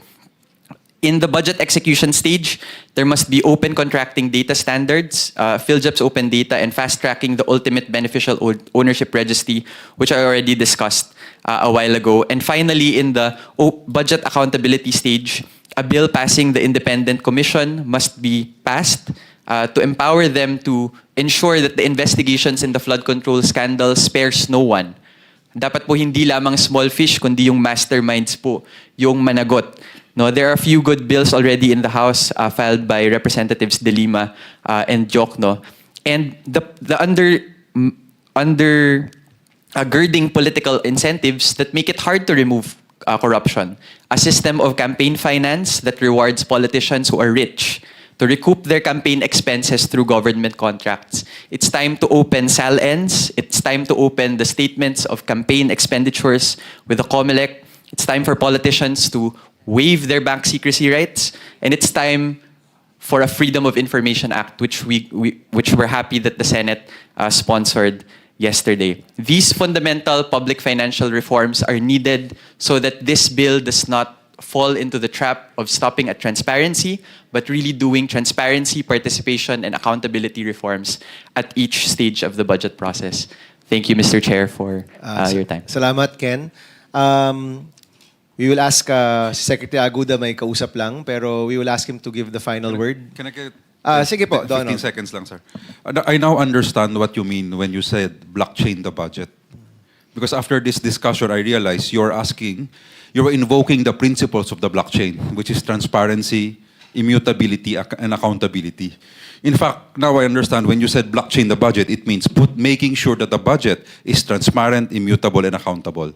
And that's why I said, now I realize, I will tell you, the blockchain is the best option, right? Because the DNA of blockchain is those three principles. However, blockchain has to be done right. Because if not, we will be just putting all of these, so many options, all of these things. We have to be guided properly. So if blockchain is done right, then we can be sure that the budget follows that.